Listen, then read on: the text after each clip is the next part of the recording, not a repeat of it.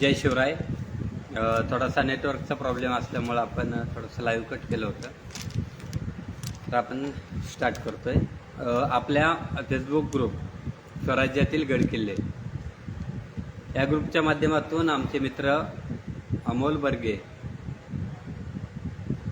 हे नेहमी स्वराज्यातील गडकिल्ल्यांची माहिती आणि गडकिल्ले संवर्धनातील विविध संस्थांची माहिती शेअर करत असतात. तर त्यांच्या मदतीने आज आपण थोरले शाहू महाराज यांच्या जयंतीनिमित्त आज फेसबुकवर लाईव्ह येतोय आणि आपल्या लाईव्हचा आजचा विषय असेल हिंद नृपती छत्रपती थोरले शाहू महाराज. एकंदर मराठ्यांच्या इतिहासाचा जर अभ्यास केला तर छत्रपती शिवाजी महाराजांच्या नंतर छत्रपती संभाजी महाराजांनी स्वराज्याची धुरा सांभाळली. छत्रपती संभाजी राजांच्या नंतर छत्रपती राजाराम महाराजांनी स्वराज्याचं राजसिंहासन वाचवण्याचा अतोनात प्रयत्न केला, त्यात ते यशस्वी झाले. त्यांच्यानंतर महाराणी ताराराणी यांनी सुद्धा मुघलांना सळो की पळो करून सोडलं आणि महाराणी ताराबाईंच्या नंतर या हिंदवी स्वराज्याचं रोपटं मराठा साम्राज्यामध्ये रूपांतर करण्यासाठी ज्या महान राजानं आपले आयुष्य खर्ची घातलं ते म्हणजे छत्रपती संभाजी महाराजांचे पुत्र थोरले शाहू महाराज. तर ते थोरले शाहू महाराजांच्या विषयी इतिहासामध्ये किंवा त्यांचा इतिहास सर्वसामान्य लोकांपर्यंत पोहोचलाच नाही किंवा पोहोचवण्याचा कोणी प्रयत्नही केला नाही. तो इतिहास आम्ही आता लोकांसमोर आणण्याचा प्रयत्न करतोय आणि त्याच उद्देशानं आजचं हे लाईव्ह आहे. तर कोणी कमेंट करून सांगेल का आवाज येतोय का, कारण की मी ऐकू शकत नाही. जर कोणी कमेंट करून सांगितलं की आवाज येतोय तर आपण आपला लाईव्ह संवाद चालू करूया.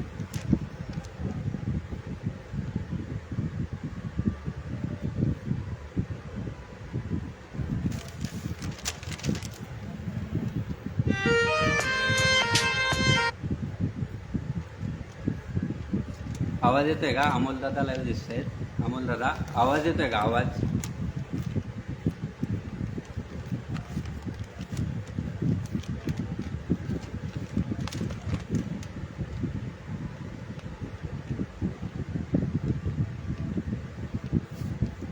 जय शिवराय.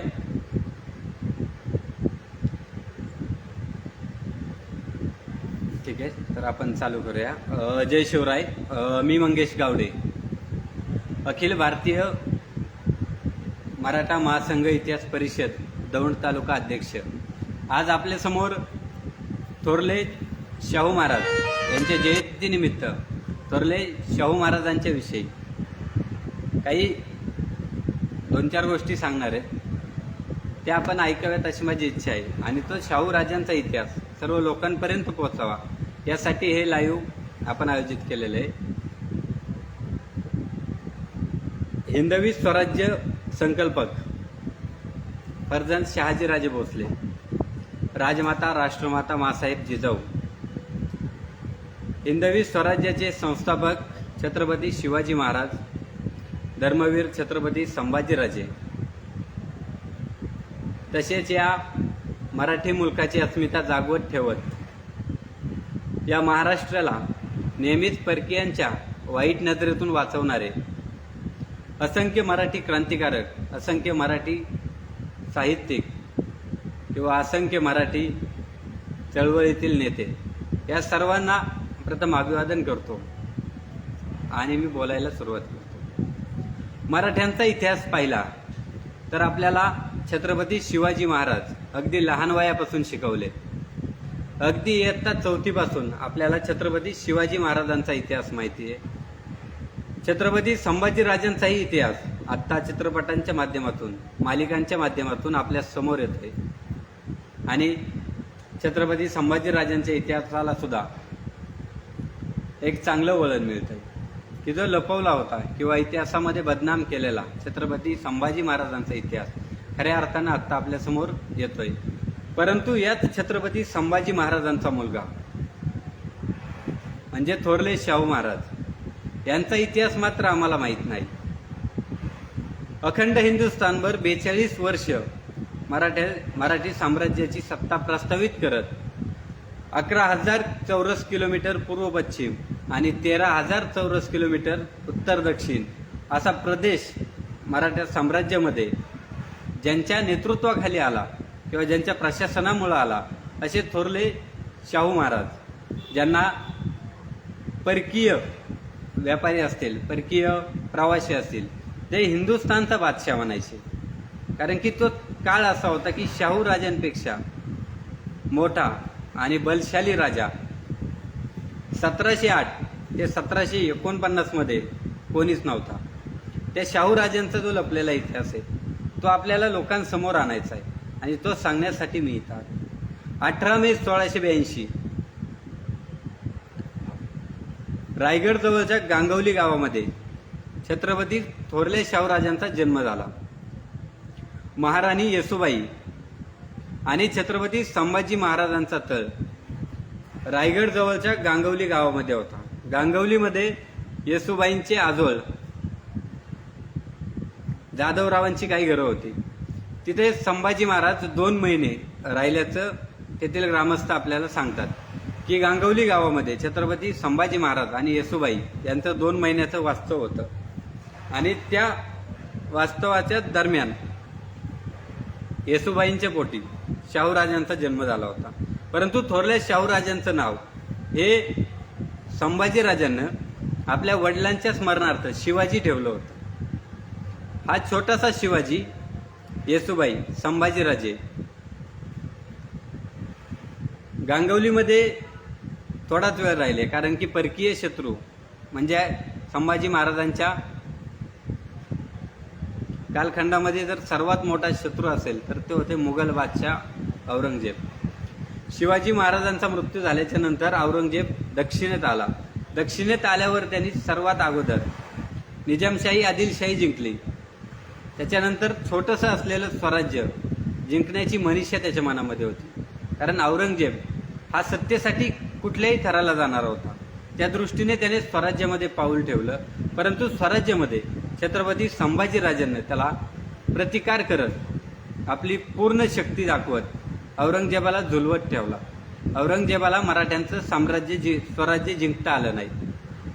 आणि याच दरम्यान मुघल आणि संभाजी महाराजांचा जो तणावाचा काळ होता त्या काळामध्येच 18 मे 1682 गांगवलीमध्ये शाहूराजांचा जन्म झाला, ज्यांचं जन्मनाव शिवाजी होतं.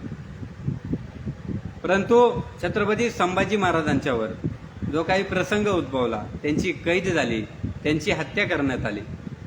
त्याच्यानंतर जुल्फिकार खान रायगडाला वेढा देऊन बसला.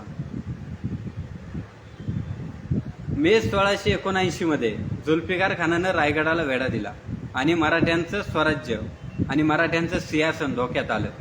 मराठ्यांचा छत्रपती संभाजीराजे मुघलांच्या कैदेत होते. अशा वेळी स्वराज्याला वारस म्हणून छत्रपती शाहूराजांची राजा म्हणून नेमणूक करण्यात यावी असं काही लोकांचं मत होतं. परंतु येसूबाई यांचं मत वेगळं होतं. महाराणी येसूबाई यांना माहीत होतं की जरी वारसानं छोटासा शिवाजी जरी राजा होऊ शकत असला तरीही स्वराज्याला भक्कम आधाराची गरज होती. त्यामुळे त्यांनी राजाराम महाराजांचा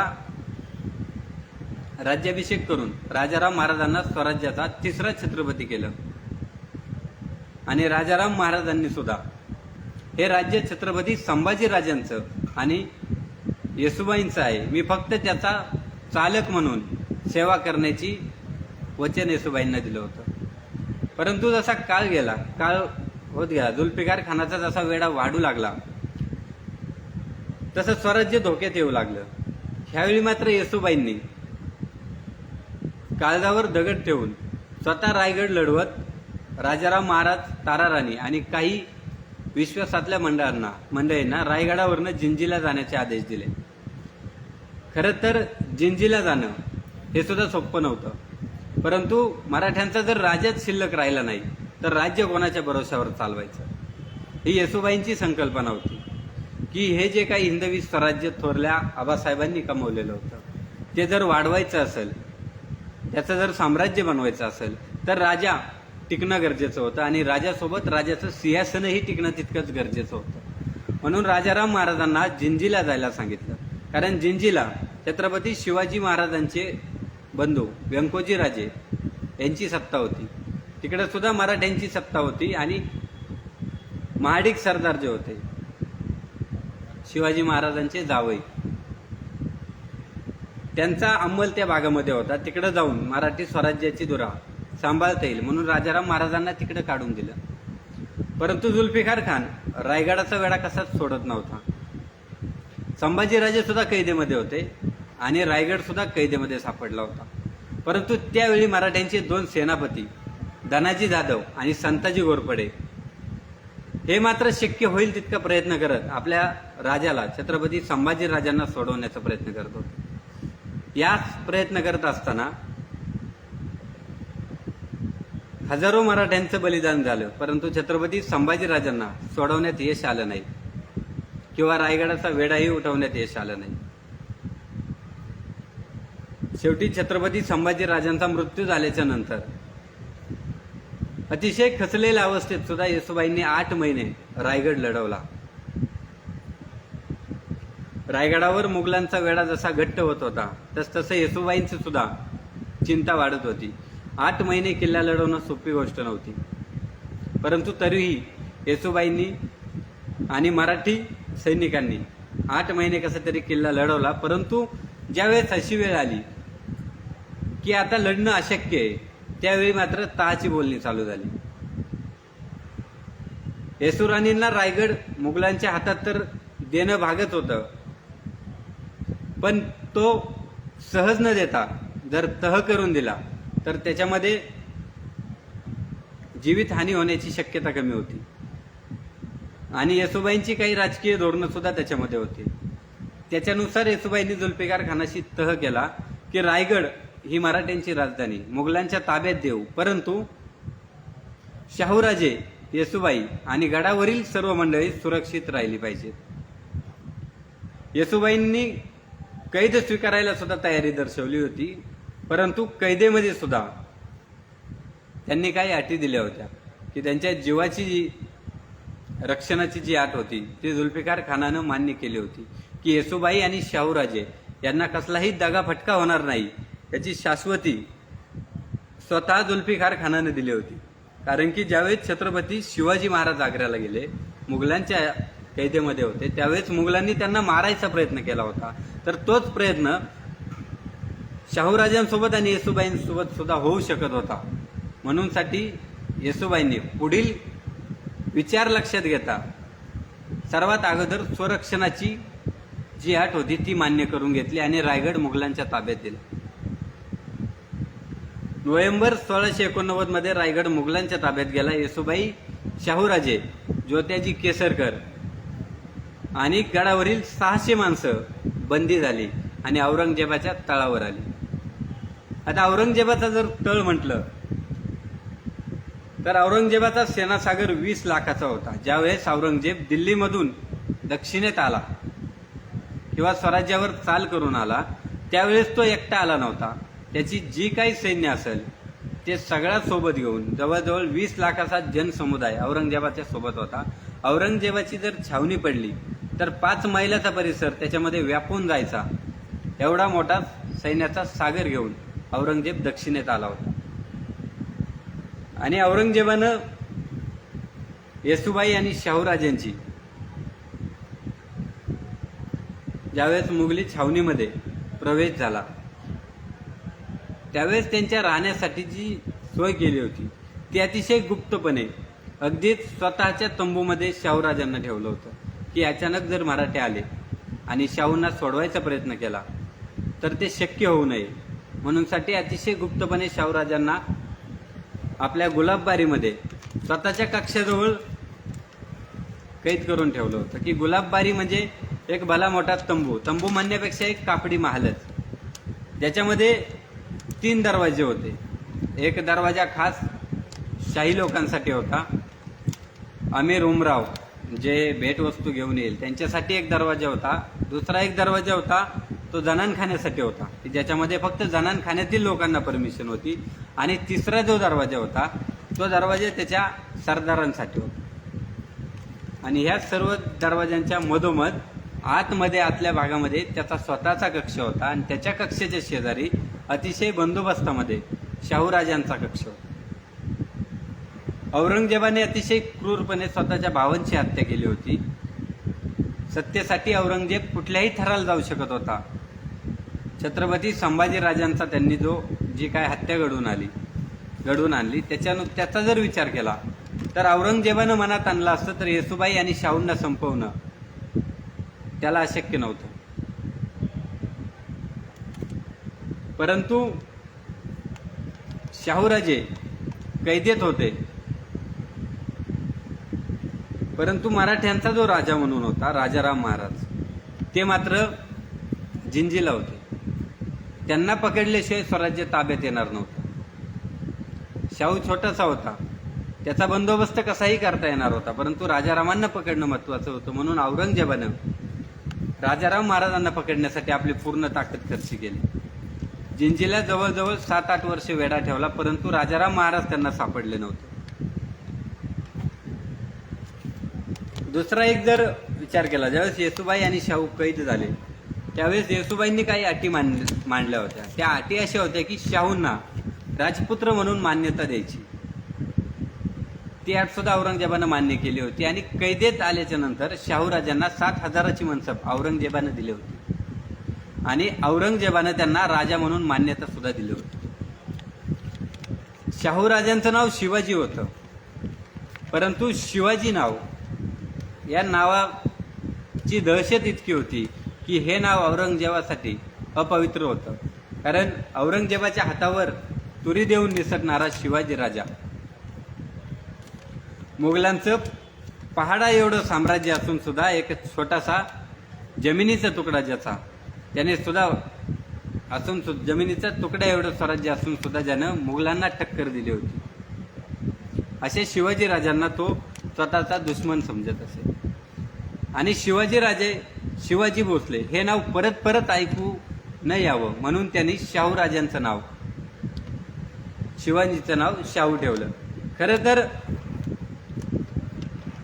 चिटणीसाची जी बखर आहे त्या बकरीमध्ये असा उल्लेख येतो की औरंगजेब शाहूराजांना म्हणाला की तुझा आजोबा म्हणजे शिवाजी हा हरामखोर होता. आम्हाला त्यांनी खूप त्रास दिला, त्याने आमची खूप नासाडी केली, परंतु मी तुला शिवाजी सारखा न बनवता साव म्हणजे शांत बनवीन, संयमी बनवीन. आणि सावतच पुढं शाहू नामांतर झालं आणि औरंगजेब छोट्याशा शिवाजीला शाहू म्हणायचा. आणि ज्यावेळेस कैदेत आले त्यावेळेस औरंगजेबाने त्यांना मनसब दिली, 7,000ची मनसब दिली होती, काही प्रदेशाची जहागिरी सुद्धा दिली होती. आणि त्याच जहागिरीवर छोटासा शाहू लक्ष द्यायचे, परंतु शाहू छोटे असल्यामुळं त्याच्या जहागिरीची पूर्ण जबाबदारी येसुबाईंवर होती. आणि येसुबाईंच्या नावानं येसुबाई ये वालिद शाहू सन अहद नावाचा शिक्का औरंगजेबानं बनवून दिला होता. म्हणजे शाहूराजे कैदेत होते, राजाही होते आणि मनसबदारही होते आणि त्यांची जहागिरी सांभाळण्याचं काम येसुबाई करत होत्या. खरं तर कैदेतलं जीवन हे काही सोपं नसतं, कारण तो औरंगजेब होता ज्यानं स्वतःच्या भावांना सोडलं नव्हतं, ज्यानं संभाजीराजांना सोडलं नव्हतं. तो छोट्याशा शाहूला आणि येसुबाईंना तरी सहज सोडणार नव्हता. परंतु मराठ्यांचा जो हल्ले व्हायचे, मराठ्यांचे संताजी घोरपडे, धनाजी जाधव, विठोजी चव्हाण या ज्या मंडळींनी औरंगजेबाच्या तंबूचे कळस चोरले होते, त्याची धडकी त्या औरंगजेबाला इतकी बसली होती की कदाचित जर मराठे पुन्हा एकदा आपल्या तंबूत घुसले आणि आपल्या जर मराठ्यांनी आपल्यावर आक्रमण केलं आणि आपलाच जर जीव धोक्यात आला तर शाहूंचा उपयोग ढालीसारखा करून सुटका करून घेता येईल म्हणून त्यांनी शाहूंना जिवंत ठेवलं. परंतु शेवटी होती ती कैदच. जर औरंगजेबासारखा क्रूर आणि लहरी माणूस छोट्याशा शाहूला आपल्या कैदेत ठेवतो तर शाहूराजांना त्यांनी त्रास सुद्धा द्यायचा प्रयत्न केला होता.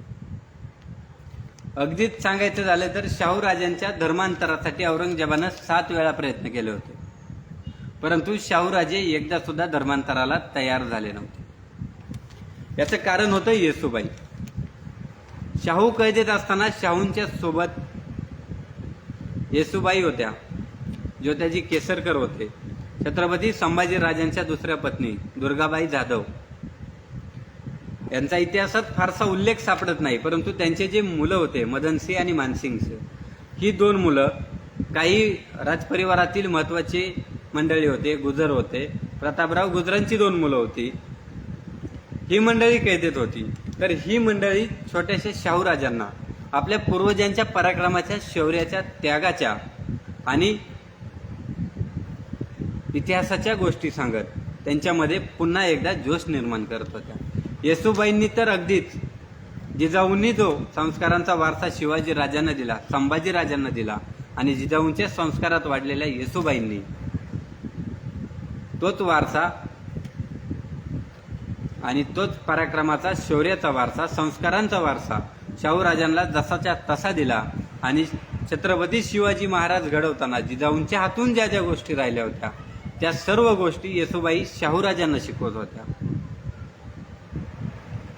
तसं तर शाहूराजांना युद्ध शिक्षण द्यायला बंदी होती, परंतु वेळ मिळेल तसा आणि चुकून किंवा मोगलांचा पहारा चुकून ज्योत्याजी केसरकर हे शाहूराजांना युद्धाचं प्रशिक्षण द्यायचे, असे सुद्धा उल्लेख बऱ्याच ठिकाणी सापडतात. ज्यावेळेस कैदेमध्ये शाहूराजे होते त्यावेळेस औरंगजेबाचा तळ जास्तीत जास्त ब्रह्मपुरी या ठिकाणी राहिला होता आणि त्या ठिकाणी सुद्धा मराठ्यांनी शाहूराजांना सोडवण्याचा प्रयत्न केला होता. शाहूराजांच्या अटकेनंतर किंवा कैदेनंतर जे विखुरलेले मराठी होते ते राजाराम महाराजांच्या नेतृत्वाखाली पुन्हा एक झाले. त्यांनी मुघलांना सळो की पळो करून सोडलंच, परंतु शाहूराजांच्या सुटकेसाठी सुद्धा अतोनात प्रयत्न करण्यात आले. आता त्याच्यामध्ये यश आलं नाही ही वेगळी गोष्ट, परंतु ज्यावेळेस राजाराम महाराज जिंजीमध्ये होते त्यावेळेस राजाराम महाराजांनी सुद्धा लढायांच्या पेक्षा जास्तीत जास्त वेळ हा तहामध्ये घालवला. औरंगजेब ज्यावेळेस दक्षिणेत आला स्वराज्य जिंकण्यासाठी अतोनात प्रयत्न केले, त्याला ते शक्य झालं नाही. धर्मवीर छत्रपती संभाजीराजांची हत्या करून आणली, शाहूंना कैद केलं, येसूबाईंना कैद केलं, परंतु मराठ्यांचा राजा मात्र जिंजीला होता. त्याला पकडणं अशक्य होतं, कारण जिंजीचा किल्ला सुद्धा तितकाच बळकट होता आणि बलाढ्य होता. मग हा औरंगजेब सह्याद्रीच्या किल्ल्यांच्या नादी लागला. आता सह्याद्रीतील किल्ले जिंकणं हे कोणा ऐरागैराचं काम नव्हतं. तिथं पहाडी छातीचे चपळ काटक मावळेच उपयोगी येतात, परंतु औरंगजेबाची जी सेना होती ही उत्तरेकडील मुघल सेना, मैलोमैल पसरलेल्या नदीच्या काठावर सपाट मैदानी प्रदेशात लढाया करणारी ही मंडळी सह्याद्रीच्या अवघड घाट माथ्यांमध्ये मात्र यांची पुरती दमछाक होत होती, कारण की सह्याद्रीचा अवघड घाट चढणं सोपं नव्हतं. जर पावसाळ्याचा विचार केला तर सह्याद्रीमध्ये अंगठ्याच्या बोटा एवढ्या मजबूत पावसाच्या सरी कोसळत असतात. तो सह्याद्री रौद्र रूप धारण करत असतो आणि या अशा काळामध्ये जर सह्याद्रीची किल्ले घ्यायचे म्हटलं तर त्यासाठी मनुष्यहानी खूप होती, त्यात जंगली श्वापदांचाही त्रास खूप. त्यामुळे औरंगजेबानं शक्य होईल तितका प्रयत्न केला, परंतु त्याला यश येत नव्हतं. परंतु मराठी काय करायचे, औरंगजेबानं जर एखाद्या किल्ल्यावर वेढा वेचवला तर जोपर्यंत शक्य आहे तोपर्यंत मराठी किल्ला लढवायचे.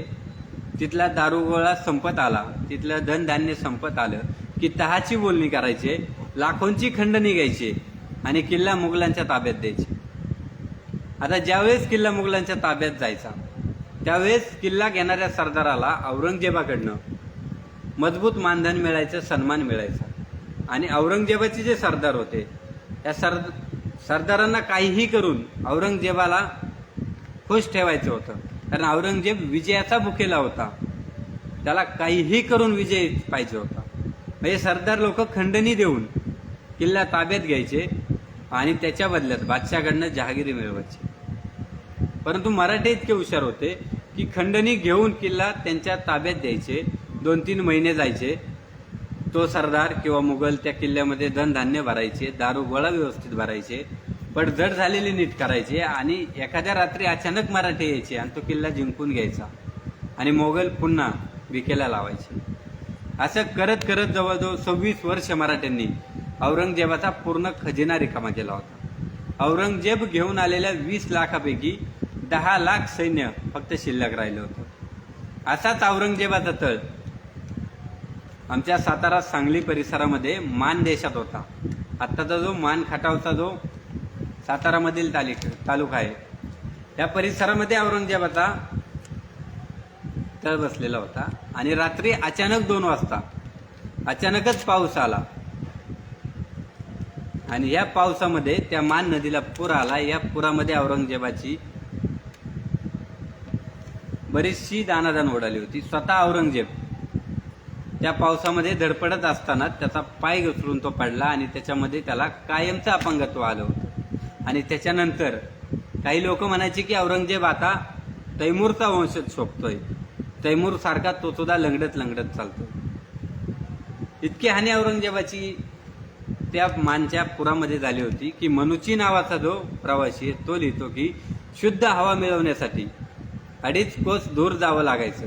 इतकी दुर्गंधी आणि इतकी घाण त्या औरंगजेबाच्या तळावर पडली होती. त्याचे असंख्य सैनिक झोपेतच मरण पावले होते, काही पुरात वाहून गेले होते, गुराढोरांचं सुद्धा खूप नुकसान झालं होतं. हतबल झालेला औरंगजेब ज्यावेळेस छावणीमध्ये यायचा त्याचा पूर्ण राग तो शाहूराजांवर का काढत नसेल. एक साधा सुद्धा जर विचार केला तर आपल्याला दिवसभर जो ताण होतो तो आपण घरी आल्यावर बायका मुलांवर करतो. मग मराठ्यांकडनं जे पराजय व्हायचे, जी हानी व्हायची, त्याचा बदला किंवा त्याचा राग तो शाहू आणि येसुबाईंवर नक्कीच काढत असेल. औरंगजेबानं शक्य होईल तेवढा स्वराज्य जिंकण्याचा प्रयत्न केला, परंतु स्वराज्य त्याला जिंकता आलं नाही. औरंगजेबानं मुघली सैन्यांच्या जोरावर किल्ले जिंकले, परंतु ते जिंकले नाही तर ते विकत घेतले. मराठ्यांनी खंडणी देऊन किल्ल्यांच्या चाव्या त्यांच्या ताब्यात दिल्या. औरंगजेबाच्या 26 वर्षाच्या दक्षिणेतील मोहिमेमध्ये एकमेव असा एकच किल्ला औरंगजेबानं लढून घेतला होता. त्याच्या व्यतिरिक्त त्याला एकही किल्ला लढून जिंकायचं भाग्य त्याच्या नशिबात नव्हतं. आणि औरंगजेबानं जिंकलेला एकमेव किल्ला म्हणजे तोरणा किल्ला. छत्रपती शिवाजी महाराजांनी स्वराज्याचं तोरण ज्या किल्ल्यावर बांधलं तो एकमेव तोरणा किल्ला औरंगजेबानं जिंकून घेतला होता. बाकी कुठलाच किल्ला जिंकायचं किंवा जिंकण्याचं भाग्य मुघली सेनेच्या पदरी पडलं नव्हतं. आता ज्यावेळेस शाहूराजे कैदेत होते, मनसबदारही होते. शाहूराजे कैदेत गुलाबबारीमध्ये असताना शाहूराजांचा संपर्क किंवा शाहूराजांचा संबंध जो होता तो गुलाबबारीच्या बाहेर जास्त येत नसायचा. गुलाबबारीत येणारे जे मराठा सरदार असतील, मुघल सरदार असेल, यांच्याशी शाहूराजांचा जास्त संबंध होता. कारण शाहूराजे मनसबदार होते. दरबारामध्ये बसण्याचा, दरबारामध्ये येण्याचा मान त्यांना होता. त्यामुळं मराठा सरदार, मुघल सरदार जे हिंदू आहेत ते शाहूराजांच्या अगदीच जवळचे होते किंवा शाहूराजांविषयी त्यांना अतोनात प्रेम होतं. ज्यावेळेस शाहूराजे उपवर झाले त्यावेळेस औरंगजेबानं शाहूराजांच्या लग्नाचा विचार केला होता की ही गोष्ट इतिहासात बऱ्याच जणांना खटकते, परंतु ही सत्य घटना आहे की औरंगजेबानं छत्रपती संभाजीराजांचा हत्या केली. सत्तेसाठी त्यानं शाहूराजांना कैद केली. तर क्रूर असलेला औरंगजेब शाहूराजांच्या विषयी चांगले निर्णय कसे घेऊ शकतो. शाहूराजांची 2 लग्न औरंगजेबानं कैदेत असताना करून दिली होती. त्यासाठी त्यांनी लाखाचा खर्चही केला होता. त्याचे उल्लेख इतिहासात संदर्भासहित आढळतात, परंतु आत्ताच्या लोकांना ते मान्य होत नाही. परंतु जर संदर्भ असेल तर लोकांच्या तर्काला आणि विचारांना किंमत राहत नाही. औरंगजेबानं स्वतः शाहूराजांची 2 लग्न करून दिली होती आणि ज्यावेळेस शाहूराजांची लग्न करून दिली त्यावेळेस औरंगजेबानं शाहूराजांना एक आदेश दिला होता की आपल्या पत्नीसह मला भेटायला या. इतिहासातील अतिशय रंजक अशी ही घटना आहे की औरंगजेबानं शाहूराजांच्या लग्नासाठी खर्चही केला, शाहूराजांचं लग्नही थाटात लावून दिलं. औरंगजेब स्वतः लग्नाला उपस्थित राहिला होता. परंतु शाहूराजांचं लग्न झाल्याच्या नंतर औरंगजेबाने शाहूराजांकडे मागणी केली की वधूवर दोन्हीही माझ्या दर्शनासाठी. मराठ्यांच्या कुलसंपन्न मराठी घराण्यामध्ये नवीनच लग्न झालेल्या वधूला फक्त देवाच्या दर्शनासाठी नेलं जातं. परकीय शत्रूची नजरही तिच्यावर पडून दिली जात नाही. अशा वेळी औरंगजेब शाहूराजांना सांगतो की लग्न झालंय तर नवरा बायको दोघं मला भेटायला या किंवा माझ्या दर्शनासाठी या. ही गोष्ट येसूबाईंना खटकली होती.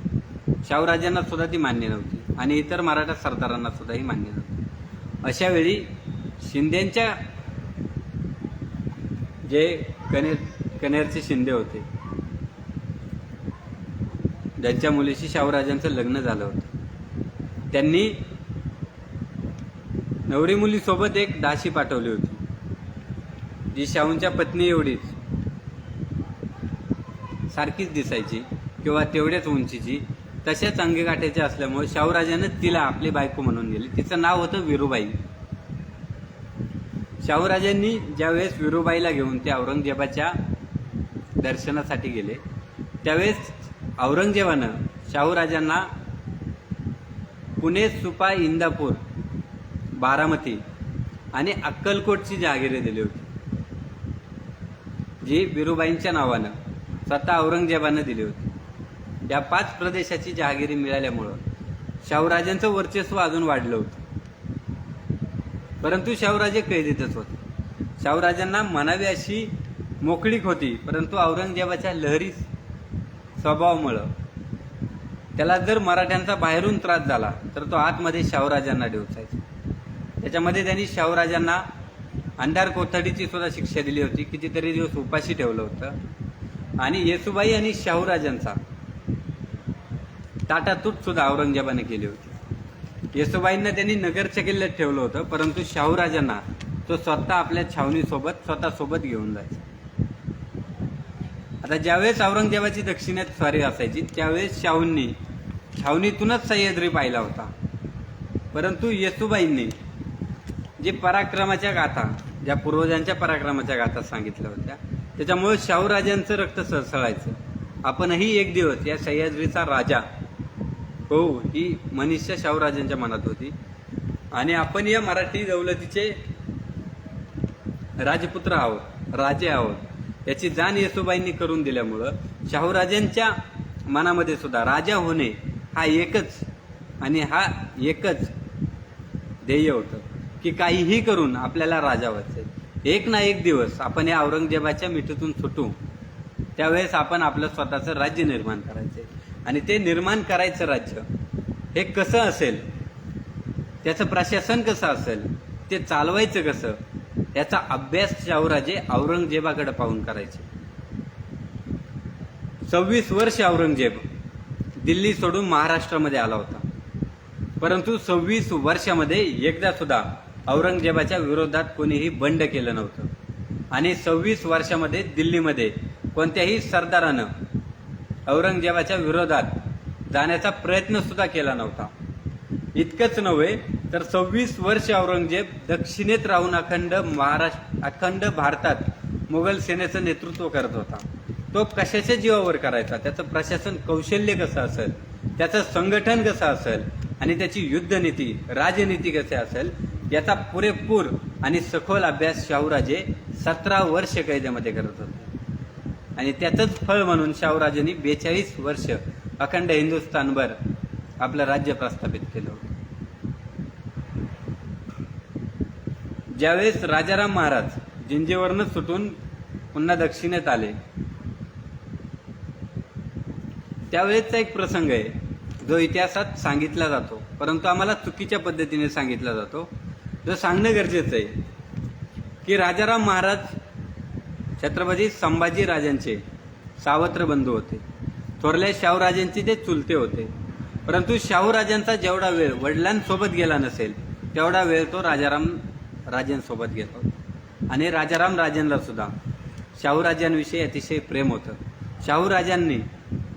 शाहूराजांनाच आपल्या स्वराज्याचा राजगादीचा हक्कदार समजून राजाराम महाराज कारभार करत होते.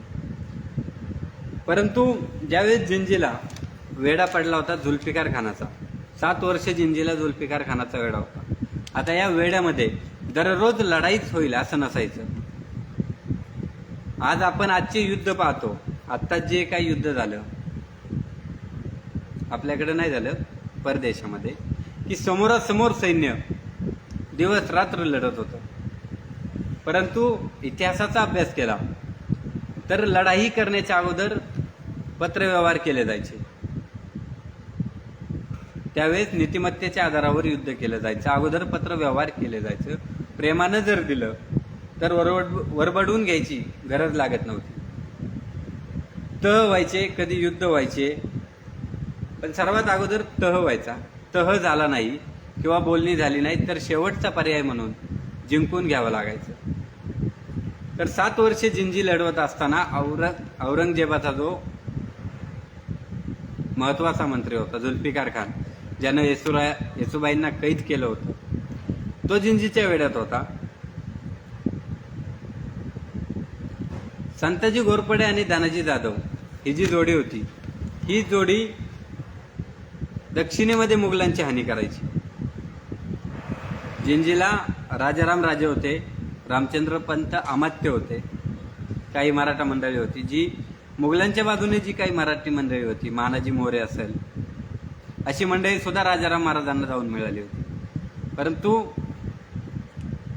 एक प्रसंग असा होता की एका बाजूनं दानाजी जाधव, एका बाजूनं संताजी घोरपडे आणि एका बाजूनं जिंजीच्या किल्ल्यातील सैन्य, असं सगळ्यांनी मिळून जुल्फिकार खानाला कैचीत पकडलं होतं. आणि असं पकडलं होतं की जुल्फिकार खानाचा अंत काही क्षणात होणार होता. जुल्फिकार खानाला मारून छत्रपती संभाजीराजांना पकडल्याचा, शाहूराजांना कैदेत टाकल्याचा आणि रायगडाला वेढा दिल्याचा, रायगड जिंकल्याचा बदला संताजी घोरपडेंना घ्यायचा होता. परंतु राजाराम महाराजांचं जे राजकारण होतं ते वेगळं होतं. औरंगजेबाच्या कैदेमध्ये येसुबाई आणि शाहूराजे जर सुरक्षित राहिले असेल त्याचं सर्वात महत्वाचं कारण राजाराम राजे होते. कारण राजाराम राजे जर सापडले असते तर शाहूराजे आणि येसुबाई सुद्धा सहज संपल्या असत्या. परंतु राजाराम राजे मुघलांच्या हाती जर सापडलेच नाहीत, उलट राजाराम राजेंनी जुल्फिकार खानासोबत मैत्रीचे संबंध कसे वाढतील याचा जास्त विचार केला. संताजी घोरपडेंना ही गोष्ट आवडत नव्हती की शत्रू आला की त्याला संपवायचा. हे एकच ध्येय संताजी घोरपडेंच्या पुढे होतं. दानाजी जाधव यांची गनिमी काव्याने लढण्याची जी पद्धत होती ती संताजी घोरपडेंकडे होती. परंतु संताजी घोरपडेंचं रक्त जास्तच गरम होतं. जुल्फिकार खान हा तह करून सुटला. या गोष्टीचा राग आल्यामुळे संताजी घोरपडेंनी राजाराम महाराजांचा पक्ष सोडला आणि संताजी घोरपडे दक्षिणेत आले. परंतु संताजी खूप बलाढ्य आणि संताजी जर नाराज झालेला संताजी शत्रूकडे गेला तर तो मराठ्यांना वरचढ ठरेल. म्हणून राजाराम राजांनी स्वतः दानाजी जाधवांना संताजीचा बंदोबस्त करण्यासाठी पाठवलं. परंतु आमच्या इतिहासकारांनी आम्हाला सांगितलं की संताजी आणि दानाजी यांच्यामध्ये वैर होतं. परंतु हे वैर राजाराम राजे आणि संताजी यांच्यात होतं. तो मतभेद होता. त्या मतभेदावरून दानाजी जाधव आणि संताजी घोरपडे यांच्यात छोट्याशा लढाया झाल्या की संताजी घोरपडे फुटू नये. परंतु संताजी घोरपडे स्वामीनिष्ठ होते. महादेवाच्या डोंगरावर असताना त्यांचा धोक्याने खून करण्यात आला. संताजी घोरपडेंच्या मृत्यूनंतर दानाजी जाधवांनी राजाराम राजांचा पक्ष चांगला सांभाळला. रामचंद्र पंत अमात्य जे असतील जे होते त्यांनी सुद्धा स्वराज्य वाढीसाठी अतिशय महत्वाच्या कामगिरी केल्या. किंवा खूप कष्ट घेतलं.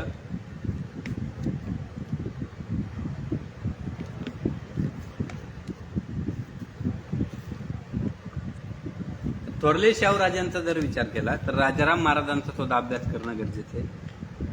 कारण की राजाराम राजेंचा सुद्धा इतिहास खूप मोठा आहे. 9 वर्ष त्यांनी सुद्धा मुघलांना चांगली टक्कर दिली. परंतु 1700 मध्ये ज्यावेळेस राजाराम राजांचा मृत्यू झाला त्यावेळेस मात्र औरंगजेब खुश झाला होता, परंतु शाहूराजे आणि येसुबाई यांनी मात्र धास्ती घेतली होती की राजाराम महाराजांच्या नंतर आपलं रक्षण करणारा कोण आहे. शाहूराजांना एक आशा होती की राजाराम राजे असतील किंवा मराठा सैन्य असेल कधीतरी येऊन आपली सुटका करतील. परंतु जर राजाराम महाराजांच्या मृत्यूनंतर मग हे कामगिरी कोण करणार. परंतु महाराणी ताराराणी यांनी सुद्धा अतिशय कौशल्यानं आणि लढाऊ बाण्यानं औरंगजेबाची आणि मुघली सैन्याची पुरती दानादान उडवली. परंतु एक प्रसंग या ठिकाणी आवर्जून सांगण्यात येतो की औरंगजेब ज्यावेळेस म्हातारा होऊ लागला त्याला कळून चुकलं होतं की आता मराठ्यांशी लढणं आपल्याच्याने शक्य होणार नाही. औरंगजेबाचं जे सैन्य होतं ते असे काही सैनिक होते त्याच्यामध्ये की ज्यांचे पूर्ण बालपण ते म्हातारपण औरंगजेबाच्या छावणीमध्ये गेलं होतं. मेल्यानंतर आपली स्वतःची भूमी सुद्धा त्यांना दफन करणं त्यांच्या नशिबात नव्हतं. अशी औरंगजेबाची सेना 26 वर्ष मराठ्यांच्या तलवारीच्या पात्यांचे वार झेलत त्या सह्याद्रीमध्ये खितपत पडली होती की लढण्याचं सामर्थ्य सुद्धा त्यांच्यामध्ये राहिलं नव्हतं. कारण त्यांनी ओळखलं होतं की आपला बादशाह वेडा आहे आणि तो सत्तेसाठी वेडा झालाय. जितका वेळ औरंगजेबानं दक्षिणेत घालवला तितकाच वेळ त्यांनी इतर प्रदेशात घालवला असता तर त्याचं साम्राज्य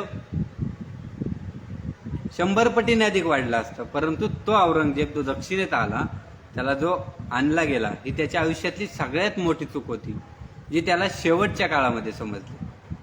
त्याचं सैन्य सुद्धा लढायचं म्हणून लढायचं. बरेचसे सैन्य खंडणी देऊन किल्ले ताब्यात घ्यायचे किंवा लढण्याचं सामर्थ्य नसायचं. काहींचे तर अगदी आपण कधी सैन्यात आहोत हे सुद्धा काहींच्या लक्षात नव्हतं. अशा प्रसंगामध्ये औरंगजेबानं सुद्धा ओळखलं की आता मराठ्यांशी लढणं आपल्याला जमणार नाही. आपण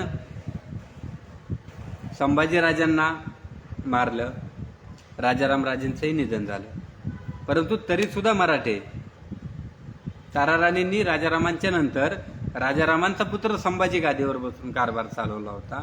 मराठे कसेच हरत नव्हते. मग औरंगजेबानं एक डाव रचला होता.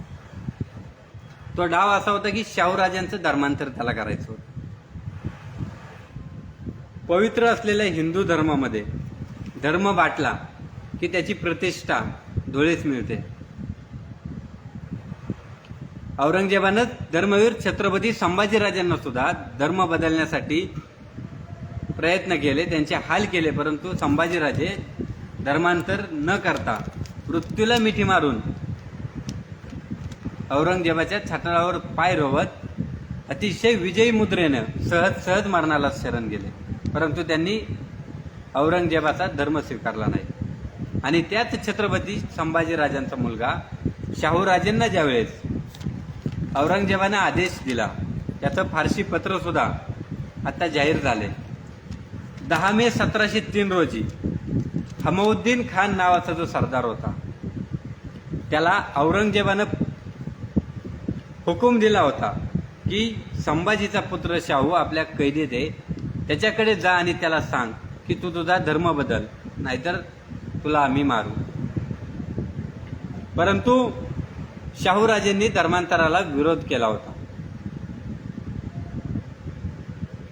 धर्मांतर करणं हे शाहूराजांना मान्य नव्हतं. आणि करतील तरी कसे.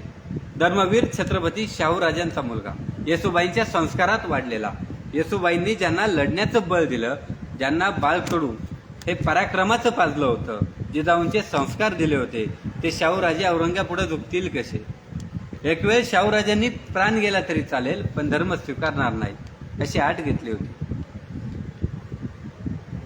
परंतु औरंगजेब सुद्धा हट्टाला भेटला होता. काही करून त्याला शाहूराजांचा धर्म वाटून छत्रपती शिवाजीराजांचा भोसले कुळाचा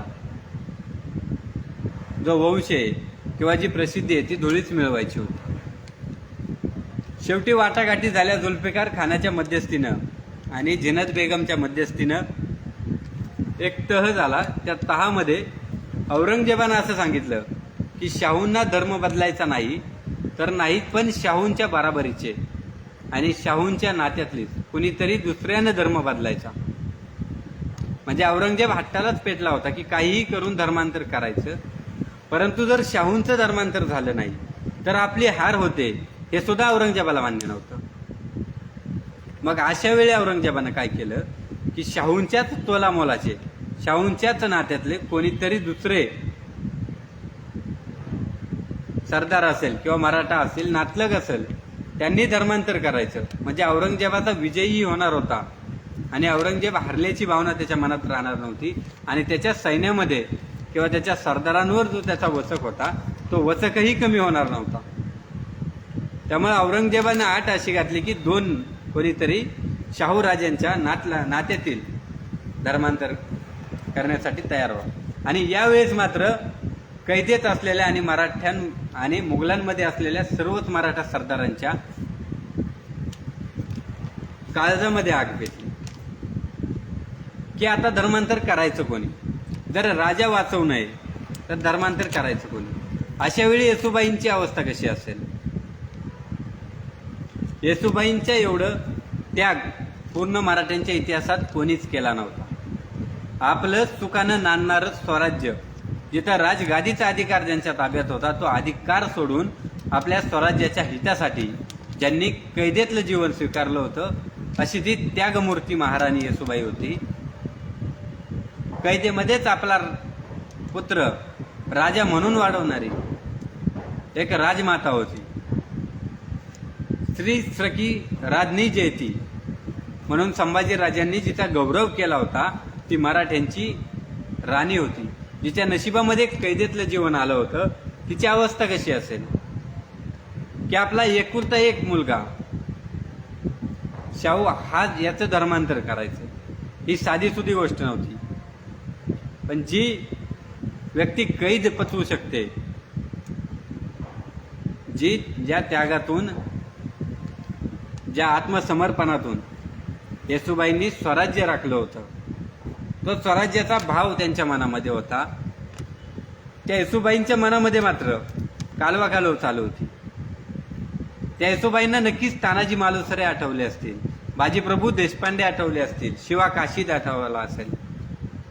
ज्या ज्यावेळी थोरल्या आबासाहेबांवर संकटांचे हात आले किंवा संकटांचे पहाड आले त्यावेळी ही मराठमोळी माणसं शिवाजी राजांच्या मदतीला आली. परंतु या कैदेमध्ये आपला एकुलता एक मुलगा त्याचं धर्मांतर करायचं औरंगजेब म्हणतोय. धर्मांतर म्हणजे मृत्यूपेक्षाही वाईट अशी गोष्ट. यावेळेस आपल्या पाठीशी कोण येईल. येसुबाई सुद्धा चिंतेत होती की आता आपल्या मुलाला वाचवण्यासाठी कोण पुढाकार घेईल आणि कोणाला मुसलमान करायचं. मुसलमान करण्यासारखी किंवा मुस्लिम धर्म स्वीकारण्यासाठी कोण तयार होईल. अशा वेळी दोन तरुण पुढे आले ज्यांच्या मनामध्ये छत्रपती संभाजीराजे, शाहूराजे आणि येसुबाईंच्या विषयी अतिशय आदर होता. छत्रपती शिवाजी महाराजांच्या काळापासून ज्यांचे पूर्वज स्वामीनिष्ठा बजावत होते असे दोन तरुण शाहूराजांच्या मदतीला आले होते.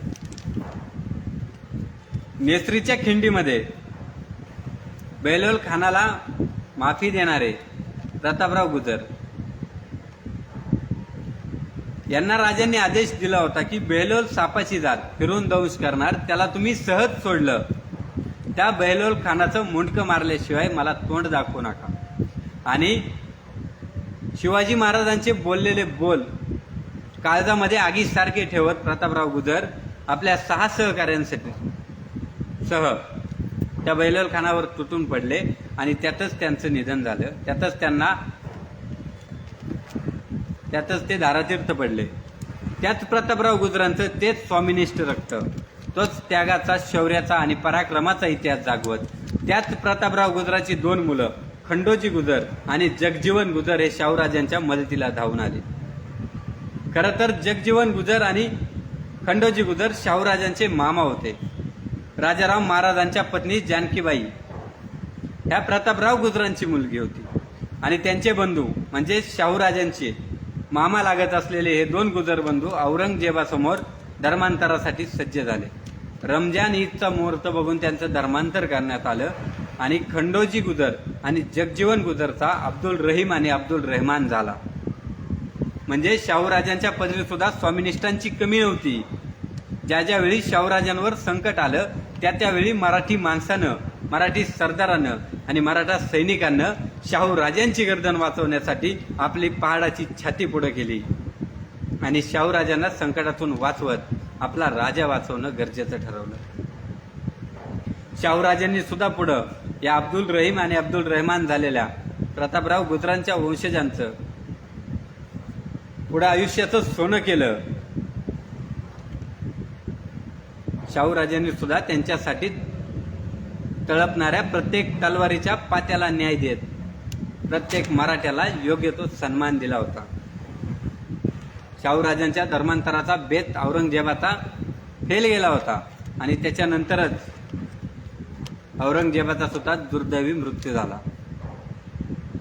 औरंगजेबाच्या मृत्यूनंतर औरंगजेबाचं राज्य कोणी चालवायचं याच्यावरून औरंगजेबाच्या मुलांमध्ये भांडणं झाली आणि याचाच फायदा घेत जुल्फिकार खानानं शाहूराजांची सुटका करून मराठ्यांमध्ये वादविवाद घडवण्याचा नवीन प्रयत्न केला. याच्यात शाहूराजांची 1707 मध्ये सुटका करण्यात आली.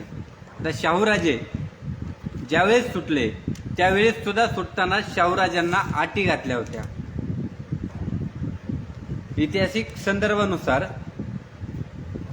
संदर्भानुसार असं सांगितलं गेलंय की शाहूराजांची सुटका करण्या अगोदर शाहूराजांना गायीची शेपूट हातात धरून शपथ घ्यायला लावली होती की इथून पुढे ज्यावेळेस मी बलवान होईल तेव्हा कधीही मुघलांच्या विरोधात उभा राहणार नाही. शाहूराजांचा सर्वात मोठा शत्रू, हिंदवी स्वराज्याचा सर्वात मोठा शत्रू मुघल होते. परंतु मुघलांनी सुटका करताना शाहूराजांना प्रतिज्ञा घ्यायला लावली होती की इथून पुढे मी जेव्हा बलशाली होईल तेव्हा चुकूनही मुघलांच्या वाट्याला जाणार नाही आणि शाहूराजांनी बलवान होऊन मुघलांवर आक्रमण करू नये म्हणून साठी येसूबाईंना मात्र ओलीस ठेवलं होतं. म्हणजे शाहूराजांची तब्बल 17 वर्षानंतर सुटका झाली. परंतु शाहूराजांचं काळीज, शाहूराजांची अस्मिता, शाहूराजांचं हृदय आणि शाहूराजांची स्पंदनं असलेल्या येसूबाईंना मात्र ओलीस ठेवलं होतं. हे एकाच गोष्टीसाठी की शाहूराजांनी मुघलांच्या विरोधात जाऊ नये किंवा मराठ्यांनी मुघलांचं पारिपत्य करू नये. शाहूराजे हळूहळू दरमजल करत महाराष्ट्राच्या भूमीत आले. जसजसं शाहूराजे सुटल्याचं कळलं तसतसं मराठा सरदार मंडळी शाहूराजांना येऊन मिळू लागले. परंतु इकडं मात्र तारा राणींच्या मनामध्ये शंकेची पालचूक सुटली. औरंगजेबाच्या मृत्यूनंतर शाहूराजे सुटलेत. शाहूराजांचं बालपण ते तरुणपण औरंगजेबाच्या कैदेत गेले. असा शाहूराजा ज्यावेळेस सुटून येतो त्यावेळेस सुटून आलेल्या शाहूराजांनी आपल्या स्वतःच्या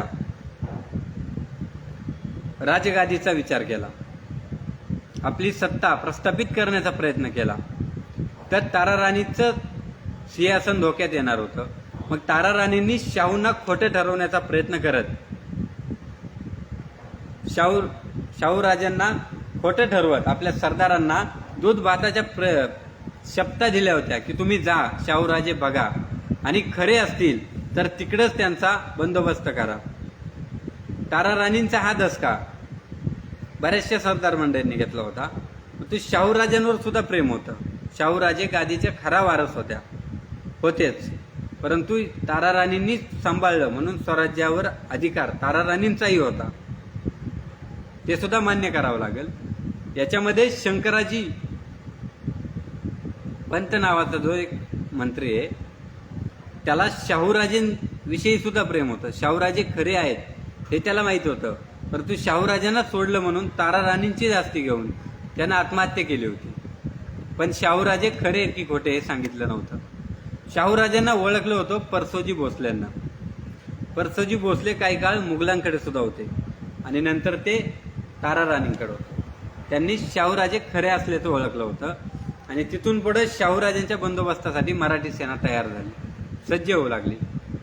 ज्यावेळेस शाहूराजे नगरमध्ये आले, पारद गावामध्ये आले, त्यावेळेस पारद गावचा जो पाटील होता त्या पाटलानं गडीमधून प्रतिकार केला, प्रतिहल्ला केला आणि त्याच्या प्रतिहल्ल्याला उत्तर देत शाहूराजांनी त्यांच्या आयुष्यातली पहिली लढाई केली आणि पहिल्या लढाईमध्ये त्यांनी विजय मिळवत लोखंडे पाटलाचा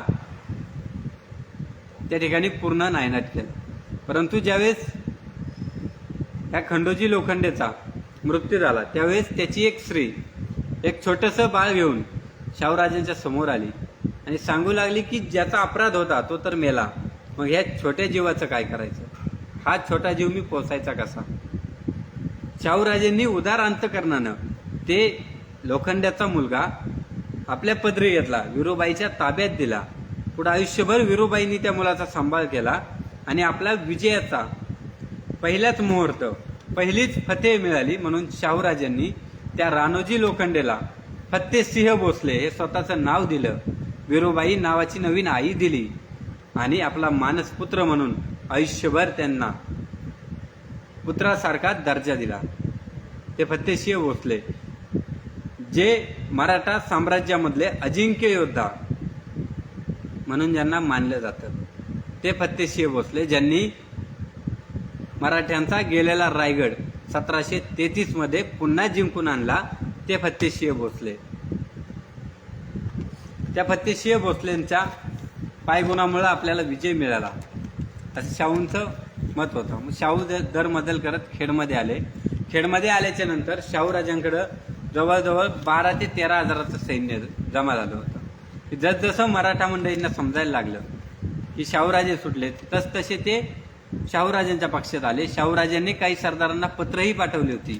जे मातब्बर देशमुख मंडळी होती त्यांना शाहूराजांनी पत्र पाठवली आणि आपल्या स्वराज्य कार्यामध्ये येण्याविषयीची निमंत्रण दिलं होतं.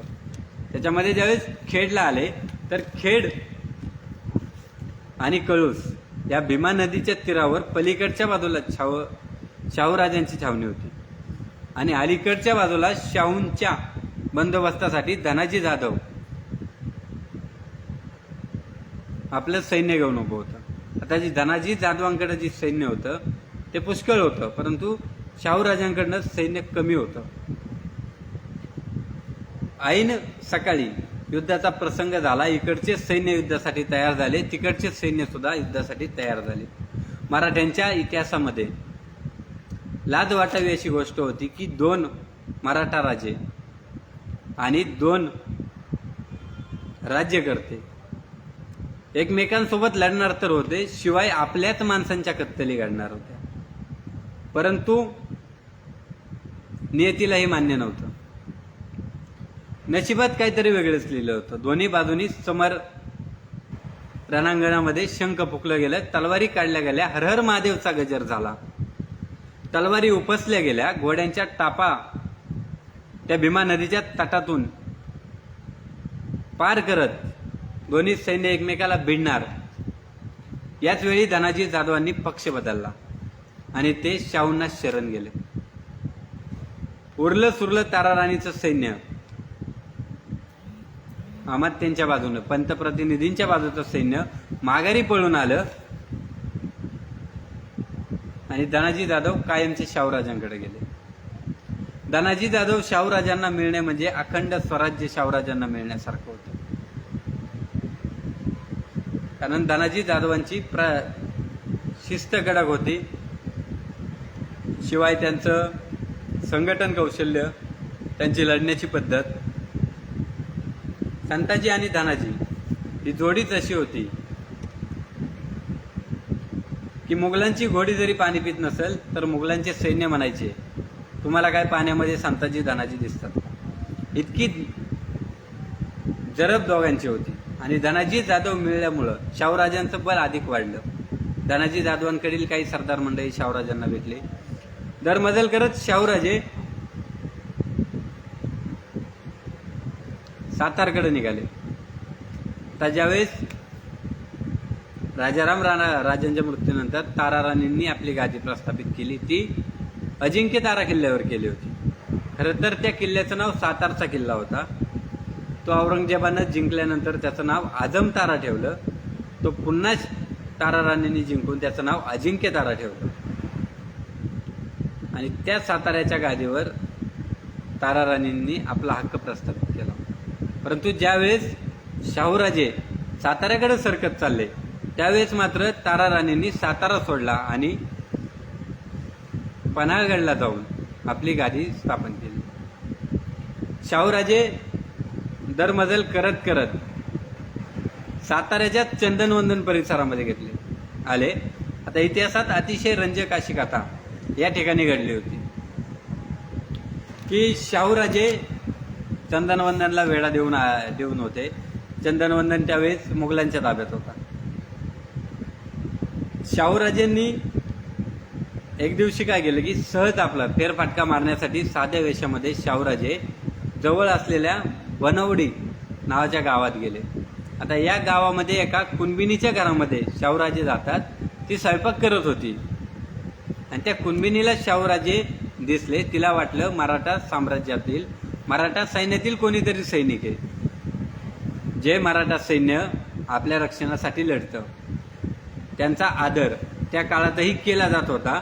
त्या स्त्रीनं किंवा त्या वृद्ध स्त्रीनं त्या शाहूराजांना ओळखलं नव्हतं. तिला माहीत नव्हतं हे शाहूराजे आहेत. तिने त्यांना जेवणासाठी आमंत्रण दिलं. दूध भाताचा ताट त्यांच्या समोर ठेवलं आणि शाहूराजे अतिशय उतावीळपणे खाऊ लागले आणि त्यात त्यांचा हात भाजला. त्यावेळेस ती म्हातारी शाहूराजांना म्हणली की तुझं अगदी बाळा शाहूराजांसारखं झाले. शाहूराजांना सुद्धा कळाना की नक्की झाले काय. शाहूराजांनी विचारलं की नक्की काय झाले.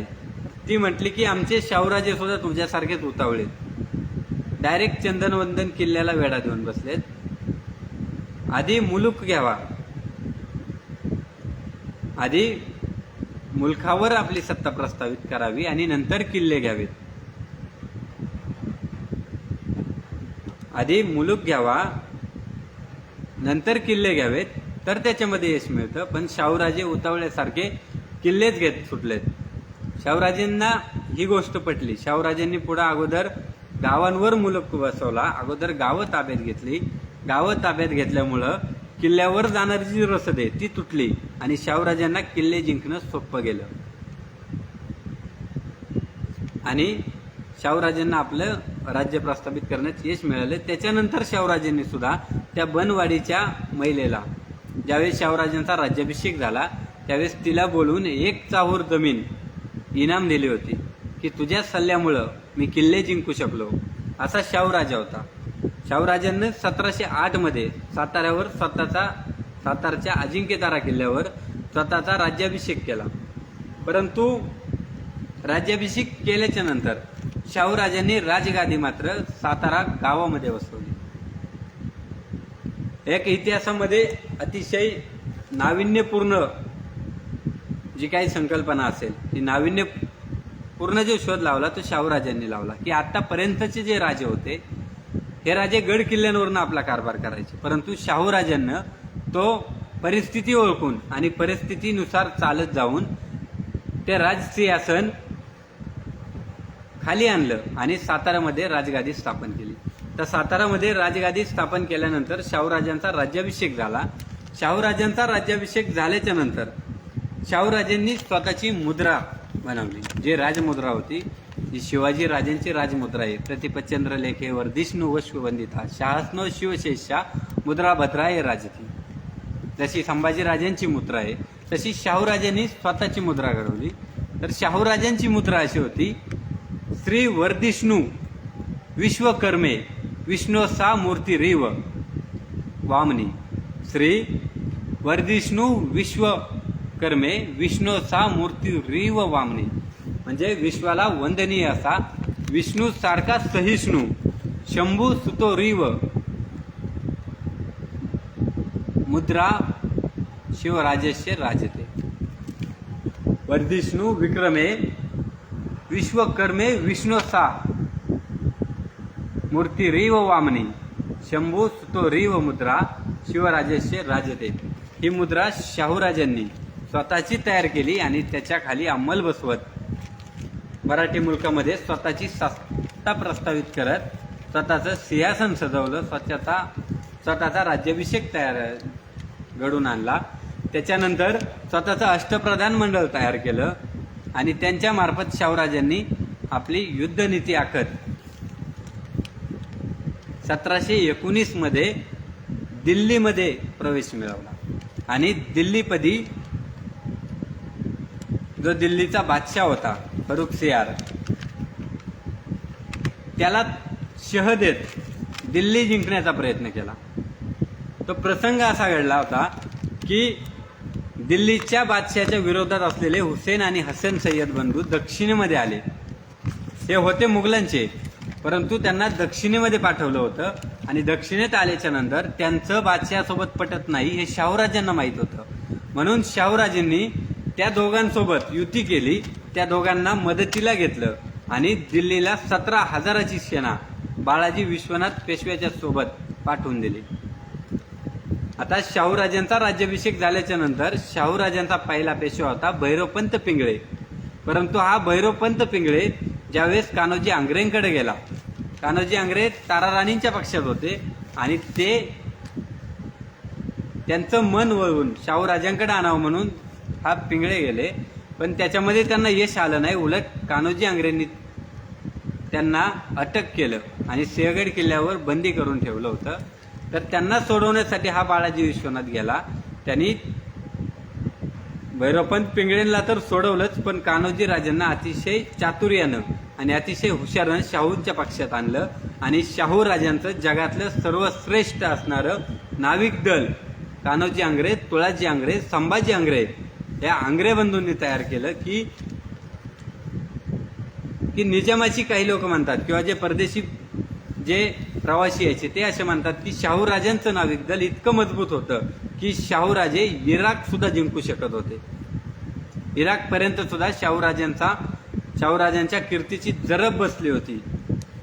एवढं मोठं साम्राज्य शाहूराजांनी 17 वर्ष कैदेत राहून अवघ्या 1 वर्षामध्ये कमावलं होतं. 1708 ते 1719 ह्या 10-12च्या वर्षामध्ये शाहूराजांना पूर्ण हिंदुस्थानभर आपले सरदार पसरवले होते. होळकर असतील, पवार असतील, गायकवाड असतील, ह्या मराठी मंडळींना शाहूराजांनी सरंजाम दिले होते आणि सरंजाम मुघलांच्या प्रांतात दिले होते.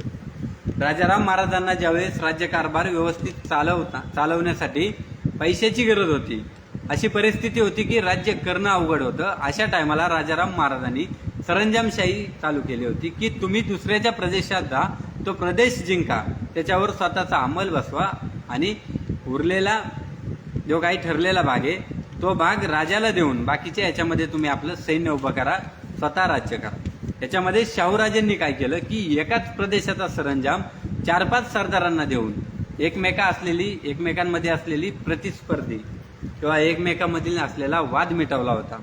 आणि असं करत करत 1708 ते 1719 मध्ये मनुची नावाचा एक परदेशी असं लिहितो की 1708 मध्ये जमिनीचा तुकडा असलेला राजा, ज्याच्याकडे फक्त जमिनीचा तुकडा होता, तो 1719 मध्ये अखंड हिंदुस्थानचा बादशाह होता. पोर्तुगीज असं म्हणतात की जिथपर्यंत शाहूराजांच्या सैन्याची भीमथडी घोड्यांच्या टापा जाईल तिथपर्यंतचा भाग शाहूराजांच्या प्रदेशात जात होता. म्हणजे पूर्व पश्चिम 11,000 चौरस मीटर आणि दक्षिण उत्तर 13,000 चौरस मीटरचं अखंड मराठ्यांचं साम्राज्य फक्त 12 वर्षामध्ये शाहूराजांनी निर्माण केलं होतं.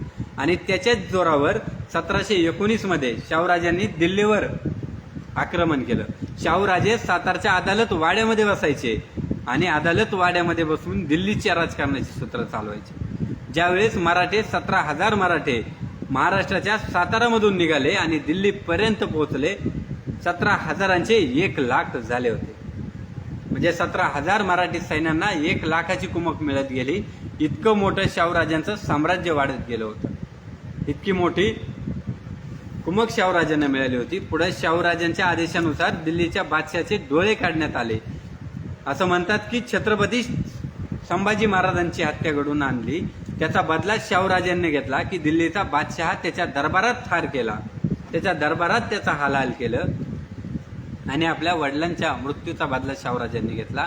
आणि सर्वात महत्त्वाचं म्हणजे मराठे आणि मुघल यांच्यामध्ये तह झाला.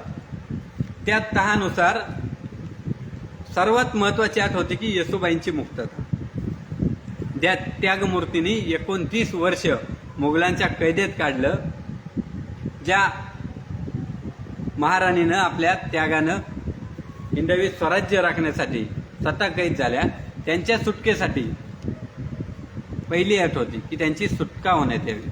कारण की शाहूराजांचा जो हा साम्राज्य विस्ताराचा जो प्रयत्न होता, त्याची जी आग काळजामध्ये होती ती कुठेतरी होती की माझी आई कैद येते आणि ती आई मला सोडवायची. माझी प्रथम जन्मजाती आई, दुसरी माझी आई म्हणजे स्वराज्य, हे अबाधित ठेवायचं, हा एकच ध्यास घेत शाहूराजांनी 12 वर्षामध्ये अशी मजल मारली होती की औरंगजेबाची मुघल सेना सुद्धा त्यांच्या पुढे झुकली होती. इतिहासाच्या अभ्यासामध्ये 1200 मध्ये भारतावर सगळ्यात पहिलं परकीय आक्रमण झालं. 1200 पासून तर 1719 पर्यंतचा हा जो 400-500 वर्षाचा काळ आहे, ज्यामध्ये कधीही न घडणारी घटना किंवा अतिशय असामान्य असा पराक्रम शाहूराजांच्या कारकिर्दीत झाला, तो म्हणजे औरंगजेब बादशाच्या मुघल सल्तनतच्या रक्षणासाठी 15,000चं मराठा सैन्य दिल्लीमध्ये तैनात करण्यात आलं होतं. आणि लाल किल्ल्यावर ज्या अभिमानानं हिरवा परचम मुघलांचा फडकत होता, त्याच्याच जोडीला मराठ्यांचा भगवा सुद्धा तितक्याच अभिमानानं आणि तितकाच जोशानं फडकत होता, कारण मराठ्यांना दिल्लीच्या तख्ताला सुद्धा संरक्षण दिलं होतं. मुघलांना सुद्धा माहीत होतं की या पूर्ण हिंदुस्थानात मराठ्यांशिवाय आपल्याला वाचवल असा कुणी नव्हता. येसुबाईंची सुटका झाल्याच्या नंतर येसुबाई महाराष्ट्रात आल्या. आपल्या उघड्या डोळ्यानं आपल्या पुत्राचा पराक्रम पाहिला, आपल्या पुत्रानं वाढवलेलं स्वराज्य पाहिलं, मराठ्यांचं साम्राज्य पाहिलं. परंतु येसुबाईंच्या मनामध्ये एक गोष्ट नेहमी खटकायची, ती म्हणजे तारा राणींचा पुत्र संभाजी. हा संभाजी यांनी कोल्हापूरमध्ये गादी स्थापन केली होती तारा राणींनी. या तारा राणींच्या कोल्हापूरच्या गादीचा वारस संभाजीराजे मात्र शाहूराजांना शह द्यायचे. की संभाजीराजांचे काही सरदार होते जे शाहूराजांच्या क्षेत्रामध्ये येऊन दंगा करायचे. याच्यामध्ये तारा राणींचा जो मुलगा होता संभाजी, याचा सर्वात महत्वाचा आणि उजवा हात ओळखला जाणारा उदाजी पवार नावाचा सरदार होता. उदाजी चव्हाण. छत्रपती शिवाजीराजांच्या सोबत तलवारी गाजवलेल्या आणि धर्मवीर छत्रपती संभाजी राजांचे मित्र, ज्यांनी औरंगजेबाच्या तंबूचे कळत चोरण्यामध्ये संताजी घोरपडेंची मदत केली होती, अशा विठोजी चव्हाणांचा मुलगा उदाजी चव्हाण हा शाहूंच्या विरोधात आला. उदाजी चव्हाण अंबेरीच्या कुर्णामध्ये शिकारीसाठी गेला होता आणि त्याच कुर्णामध्ये शाहूराजे 500 मावळ्यांसह शिकारीसाठी होते.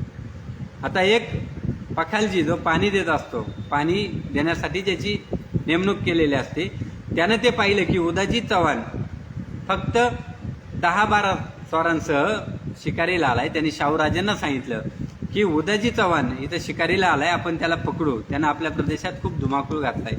परंतु शाहूराजे हा असा राजा होता की ज्या राजानं उदाजी चव्हाण शत्रू असून सुद्धा आपल्या प्रदेशात धुमाकूळ घालतोय हे माहीत असून सुद्धा फक्त त्याच्या पूर्वजांची विठोजी चव्हाणांची कृपा आपल्या स्वराज्यावर होती, म्हणून मोठ्या मनानं आपल्या भावाच्या मानानं त्याला शिकारीचं आमंत्रण दिलं, त्याच्यासोबत शिकार खेळले, त्याला कपडा लत्ता दिला, त्याचा सत्कार केला आणि त्याची पाठवणी व्यवस्थित केली. दुसरा कोणी असता तर तिथेच उदाजी चव्हाणाचा शिरच्छेद केला असता. परंतु शाहूराजे तसे नव्हते. शाहूराजांनी त्यांना सोडलं. त्याच्यानंतरही उदाजी चव्हाणांनी खूप प्रयत्न केले, खूप धुमाकूळ घातला, तरी सुद्धा शाहूराजांनी शेवटपर्यंत त्यांना समजावलं. शेवटी शाहूराजांनी त्यांचा नायनाट करण्याचे आदेश दिले होते. परंतु बाजीरावाच्या मुलानं त्यांना आपल्या पक्षात घेतलं आणि जहागिरी देऊन त्यांचा सन्मान केला होता. जे शाहूराजांचं चारित्र्य असं होतं की शत्रूला सुद्धा ज्यांच्यावर प्रेम व्हावं असे शाहूराजे होते. मुघलांकडनं ज्यावेळेस त्यांची सुटका झाली त्यावेळेस शाहूराजांनी शपथ घेतली होती की आयुष्यात कधी मुघलांच्या वाट्याला जाणार नाही. परंतु दिल्ली हादरवणारे शाहूराजे शपथही न मोडता फक्त आपल्या सरदारांच्या जीवावर कायम लढत राहिले. शाहूराजांना माणसांची पारख चांगली होती. माणसांच्या कलागुणांना त्यांनी नेहमी वाव दिला. सैनिक ते राज्यकर्ते घडवण्याचा जो वैचारिक मार्ग शाहूराजांनी अवलंबला त्याचा परिणाम असा झाला की पूर्ण अखंड हिंदुस्थान छत्रपती शाहूंच्या छत्रछायेखाली आला. होळकर असतील, पवार असतील, शिंदे असतील, गायकवाड असतील यांनी आपली स्वतंत्र राज्य निर्माण केली. परंतु ती स्वतंत्र राज्य शाहूराजांच्या अंमलाखाली होती. शाहूराजांचे मांडलिक म्हणून त्यांनी राज्यकारभार केला होता. राज्यकर्ते घडवण्याची ती ताकद शाहूराजांमध्ये होती. मुघलांच्या वाट्याला आपण जायचं नाही पण आपले सरदार जाऊ शकतात.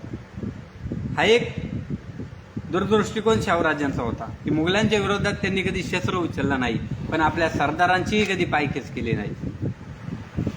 छत्रपती शाहूराजांनी 42 वर्षामध्ये मोजक्याच लढाया केल्या. परंतु 42 वर्षे हिंदुस्थान आपल्या ताब्यात ठेवला. या 42 वर्षामध्ये शाहूराजांच्या विरोधात अनेक लोकांनी बंड केलं. अनेक सरदारांनी शाहूराजांच्या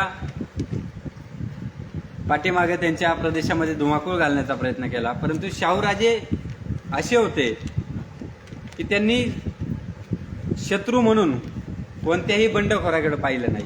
शाहूराजांनी अगोदर त्याचा इतिहास शोधला, अगोदर त्याचं योगदान पाहिलं आणि त्याच्यानुसार त्याची शिक्षा दिली. दामाजी थोरात नावाचा आमच्या हिंगणगावचा एक सरदार होता ज्यानं शाहूराजांचा पेशवा कैद केला होता. असाच एकदा तो जेजुरीला आला आणि त्यावेळेस शाहूराजांनी त्याला समजून सांगितलं. शाहूराजे तिथे त्याला कैद करू शकत होते परंतु शाहूराजांचा हा गुण होता की निशस्त्र असलेल्या माणसावर वार करणं हा आपल्या धर्मामध्ये बसत नव्हतं. देव, देश आणि धर्मासाठी प्राण देणारे शाहूराजे हे अधर्मासारखं वर्तन करतील असं वागणार नव्हते. कारण तो येसुबाईंचा संस्कार होता. जिजाऊंचा संस्कारी बाणा त्यांच्यामध्ये होता. त्यांनी त्या दामाजी थोराताला सुद्धा सोडून दिलं. परंतु ज्यावेळेस दामाजी थोरात जास्तच वरचढ होता त्यावेळेस शाहूराजांनी स्वतः लक्ष देऊन हिंगणगावच्या गडीवर गाढवाचा नांगर फिरवला होता. म्हणजे शाहूराजांनी शत्रूला संधी सुद्धा दिली पण ज्यावेळेस डोक्यावरून गेला तेव्हा मात्र तलवारी खाली घेतला. येसुबाईंच्या मनामध्ये एक कायम खंत असायची की कोल्हापूरची गादी आणि साताऱ्याची गादी यांच्यामध्ये वाद व्हायचा. तर जाधवांनी मध्यस्थी करून 1733 मध्ये जखीनवाडीमध्ये वारणेचा तह घडून आणला ज्याच्यामध्ये दोन्ही गाद्या एकत्र झाल्या. जे कोल्हापूर गादीचं पारिपत्य करतील त्यांचा नायनाट सातारा गादीने करायचा आणि सातारा गादीच्या विरोधात जाणाऱ्यांचा नायनाट कोल्हापूर गादीने करायचा. दोघांनी मिळून राज्य वाढवायचं असा करारनामा झाला. आणि याचीच आठवण म्हणून शाहूराजांनी 2 तलवारी जखीनवाडीच्या मळाईदेवी मंदिराला भेट दिल्या होत्या. त्याला एक थोरली पाटी आणि एक धाकटी पाटी असं संबोधलं जातं. शाहूराजांनी जे गुजरबंधू होते खंडोजी आणि जगजीवर जे धर्मांतर करून मुसलमान झाले होते त्यांना सुद्धा जहागिऱ्या दिल्या होत्या. शिवाय ज्योत्याजी केसरकर छत्रपती संभाजीराजांचा मित्र आणि शाहूंचे पाठीराखे म्हणून औरंगजेबाच्या छावणीमध्ये ज्यांनी कार्य केलं, ज्यांनी शाहूराजांमध्ये युद्धाचे गुण शिकवले, ज्यांना पराक्रम शिकवला, ध्येय शिकवलं, ज्यांचं रक्त गरम ठेवण्याचा प्रयत्न केला, त्या ज्योत्याजी केसरकरांना आपल्या राजवाड्या शेजारी वाडा बांधण्यासाठी जमीन शाहूराजांनी दिली होती. आज सातारामध्ये जी केसरकर मंडळी राहतात, ज्योत्याजी केसरकरांची जी पेठ आहे ती शाहूराजांनी बसवली. त्याच्यानंतर साताऱ्यामध्ये मंगळवार पेठ शाहूराजांनी बसवली होती. शाहूराजांनी आपलं तख्त जनतेसाठी जमिनीवर आणलं होतं. राजवाडा गावात बांधला सातारामध्ये आणि साताऱ्यामधून शाहूराजे पूर्ण हिंदुस्थानचं साम्राज्याचा पत्रव्यवहार पाहिजे. शाहू राजांचे शाहू दप्तरामध्ये कितीतरी लाख पत्र आहेत ज्यांचं वाचन होणं सध्या गरजेचं आहे. अजून एक प्रसंग शाहूराजांच्या जीवनातील सांगावा असं वाटतं की शाहूराजे धर्मसहिष्णू होते, भूतदयावान होते. शाहूराजांना अतिशय हालाकीच्या परिस्थितीमध्ये त्यांचं बालपण गेल्यामुळं, एकाकी जीवन जगल्यामुळं प्राणीमात्रांविषयी आणि मनुष्य प्राण्याविषयी आतोनात प्रेम होतं. आणि शाहूराजांनी त्या प्रेमापोटी आपल्या पदरी बरीचशी कुत्रे, बरेचसे पक्षी पाळले होते. त्यात शाहूराजांनी होळकरांना चित्ता आणून द्यायची सुद्धा आदेश दिला होता की मला एक चित्ता पाहिजे. पांढरे सरदारांनी त्यांना हे दिलं होतं, चित्ता आणून दिला होता. किंवा त्याच्यानंतर खंड्या नावाचा जो कुत्रा होता तो सुद्धा शाहूराजांचा अतिशय प्रिय होता की ज्या खंड्या कुत्र्यानं शाहूराजांची शिकारीला गेले असताना वाघाच्या तावडीतून सुटका केली होती. शाहूराजांचा नेम चुकला आणि वाघ आक्रमण करणार होता. त्याच चपळाईने खंड्या कुत्र्यानं त्या वाघाच्या पार्श्वभागावर हल्ला करून त्याचं लक्ष विचलित करण्याचा प्रयत्न केला होता. त्या खंड्या कुत्र्यावर शाहूराजांचं अतिशय प्रेम होतं. खंड्या कुत्र्याला मनसबदारासारखी वागणूक दिली जात होती. त्याच्यासाठी बसण्याची व्यवस्था शाहूराजांनी दरबारात केली होती. ज्यावेळेस इंद्रोजी कदम नावाचा एक सरदार शाहूराजांना भेटायला आला होता की ज्याच्या श्रीमंतीचे किस्से पूर्ण भारतभर पसरलेले होते. तो आपली श्रीमंती दाखवायचा. आपल्या घोड्याच्या नाली सुद्धा त्यानं चांदीच्या बनवल्या होत्या. ज्यावेळेस तो शाहूंच्या भेटीसाठी आला त्यावेळेस नगारखान्यापुढे आला. शाहूंचा नगारखाना हा फक्त राजा आला तरच चालू राहायचा, इतर वेळेस तो बंद असायचा. अगदी पेशवा आला तरी सुद्धा शाहूंचा नगारखाना बंद असायचा. परंतु त्यानं नगारखान्याच्या नगारा वाजवणाऱ्याला आदेश दिला की जर नगारा बंद पडला तर तुझ्या हातपाय कापी. शाहूराजांना ही गोष्ट खटकली की आपल्याच राजधानीमध्ये एक सरदार येतो आणि आपल्या नगरखान्यावरील सैनिकांना दम देतो, आणि ते कशाच्या जीवावर तर स्वतःच्या संपत्तीच्या जीवावर. तर त्या कदमाचं गर्व हरण करण्यासाठी, अहंकार संपवण्यासाठी शाहूराजांना आपल्या खंड्या कुत्र्याला उंची वस्त्र घातली, त्याच्या गळ्यात सोनं नाणं घातलं, त्याला राजगादीवर बसवलं आणि शाहूराजे शेजारी बसले. आणि त्या खंड्या कुत्र्याची अवस्था पाहून त्या इंद्रोजी कदमला सुद्धा लाज वाटली आणि त्यानं शाहूराजांची माफी मागितली. त्या खंड्या कुत्र्याचं ज्यावेळेस निधन झालं त्यावेळेस त्याची कबर बांधली गेली आणि एका व्यापाऱ्यानं त्या खंड्या कुत्र्याचं समाधीचा एक दगड घेऊन स्वतःच्या वाड्याला लावला होता. परंतु त्याच्या वाड्याचं बांधकाम पूर्ण होत नव्हतं. शेवटी त्यानं त्या खंड्या कुत्र्याची माफी मागून तो दगड पुन्हा आणून समाधीला लावला आणि मग त्याचं वाड्याचं काम झालं, अशी सुद्धा एक आख्यायिका सांगितली जाते. आणि शाहूराजांचे खंड्या नावाचा एकच कुत्रा होता की अनेक होते, त्याचा सुद्धा शोध घेणं गरजेचं आहे. कारण शाहूराजांच्या चित्रासोबत जे चित्र प्रसिद्ध झालं त्याच्यासोबत 2 कुत्रे दाखवलेत. त्याच्यामुळे शाहूराजांकडे खंड्या नावाची अनेक कुत्रे असतील. जवळजवळ शाहूराजांकडे 40च्या वर कुत्रे असल्याचा उल्लेख सभासद चिटणीसाच्या बकरीमध्ये आहे की शाहूराजांच्या पदरी कुत्रे होते, कबुतरं सुद्धा होती आणि कोंबड्या सुद्धा शाहूराजांनी पाळल्या होत्या. शाहूराजांचा एक सरदार होता ज्याला शाहूराजांनी जबाबदारी दिली होती की कोंबड्यांच्यावर आक्रमण करणारा एक बोका शाहूराजांच्या सैनिकांनी पकडला होता की हा जो बोका आहे हा कोंबड्यांचं नुकसान करतं. तर त्याला शाहूराजांनी सरदाराच्या ताब्यात दिला आणि त्याला सांगितलं की याला कुठंतरी दूर सोडून दे. परंतु सरदार इतका हुशार होता की तो प्रत्येक गावात तो बोका घेऊन जायचा आणि गावच्या देशमुखाला सांगायचा की शाहूराजांनी सांगितलंय की हा बोका तुमच्या गावात सोडायचा आहे आणि याचा सांभाळ तुम्ही करायचा. शाहूराजे सांगतील त्यावेळेस तुम्ही यायचं आणि हा बोका द्यायचा. पण ते बोका सांभाळायला न लागू नये म्हणून बऱ्याचशा देशमुखांनी त्या सरदाराला खंडणी दिली होती आणि सांगितलं हा बोका तुम्हीच सांभाळा, आम्ही त्याच्या सांभाळण्याचे पैसे तुम्हाला देतो. असे हुशार आणि चाणक्य मंडळी शाहूराजांच्या दरबारामध्ये होते. बळवंतराव खोजे नावाचा एक जनानखान्याचा प्रमुख शाहूराजांकडे होता. की शाहूराजांवर त्याची इतकी निष्ठा होती की जनानखान्यासारखं नाजूक काम आपल्याकडे दिलंय आणि या कामामध्ये जर आपल्या मनाचा तोल गेला किंवा आपल्याकडनं काही वाईट कृत्य घडलं तर स्वामीनिष्ठा भंग होईल आणि शाहूराजे आपल्यावर रागवतील, म्हणून तो बलवंत खोजे नावाचा जो सरदार होता त्यानं तृतीय पंथ स्वीकारला. पुरुषाचा तृतीय पंथी झाला आणि त्याने तो जनानखाना अतिशय स्वामीनिष्ठेने सांभाळला होता. ज्यावेळेस शाहूराजांकडं अशी हुशार मंडळी जायची त्यावेळेस शाहूराजे त्यांच्या गुणांची पारख करून त्यांना योग्य कामगिरी द्यायची. शाहूराजांच्या एकंदरीत आयुष्यामध्ये शाहूराजे खूप विलासी जगले असं काही जणांचं मत आहे. कारण की शाहूराजांनी आपले सरदार असे पसरवले होते की प्रत्येक 50 मैलावर एका सरदाराचा वाडा होता, एका सरदाराची हद्द होती आणि एकाच प्रदेशामध्ये 4-5 सरदार असल्यामुळं सैनिकांची कुमकही भरपूर होती आणि त्याच्या जीवावर शाहूराजांचं राज्य चालत होतं. शाहूराजांना 42 वर्ष सत्ता भोगल्याच्या नंतर इंग्रज, डच, पोर्तुगीज, निजाम आणि आपापसातलं शत्रुत्व शाहूराजांनी नष्ट केलं आणि शत्रुत्व नष्ट करूनही शाहूराजांना अजातशत्रू म्हटलं जातं.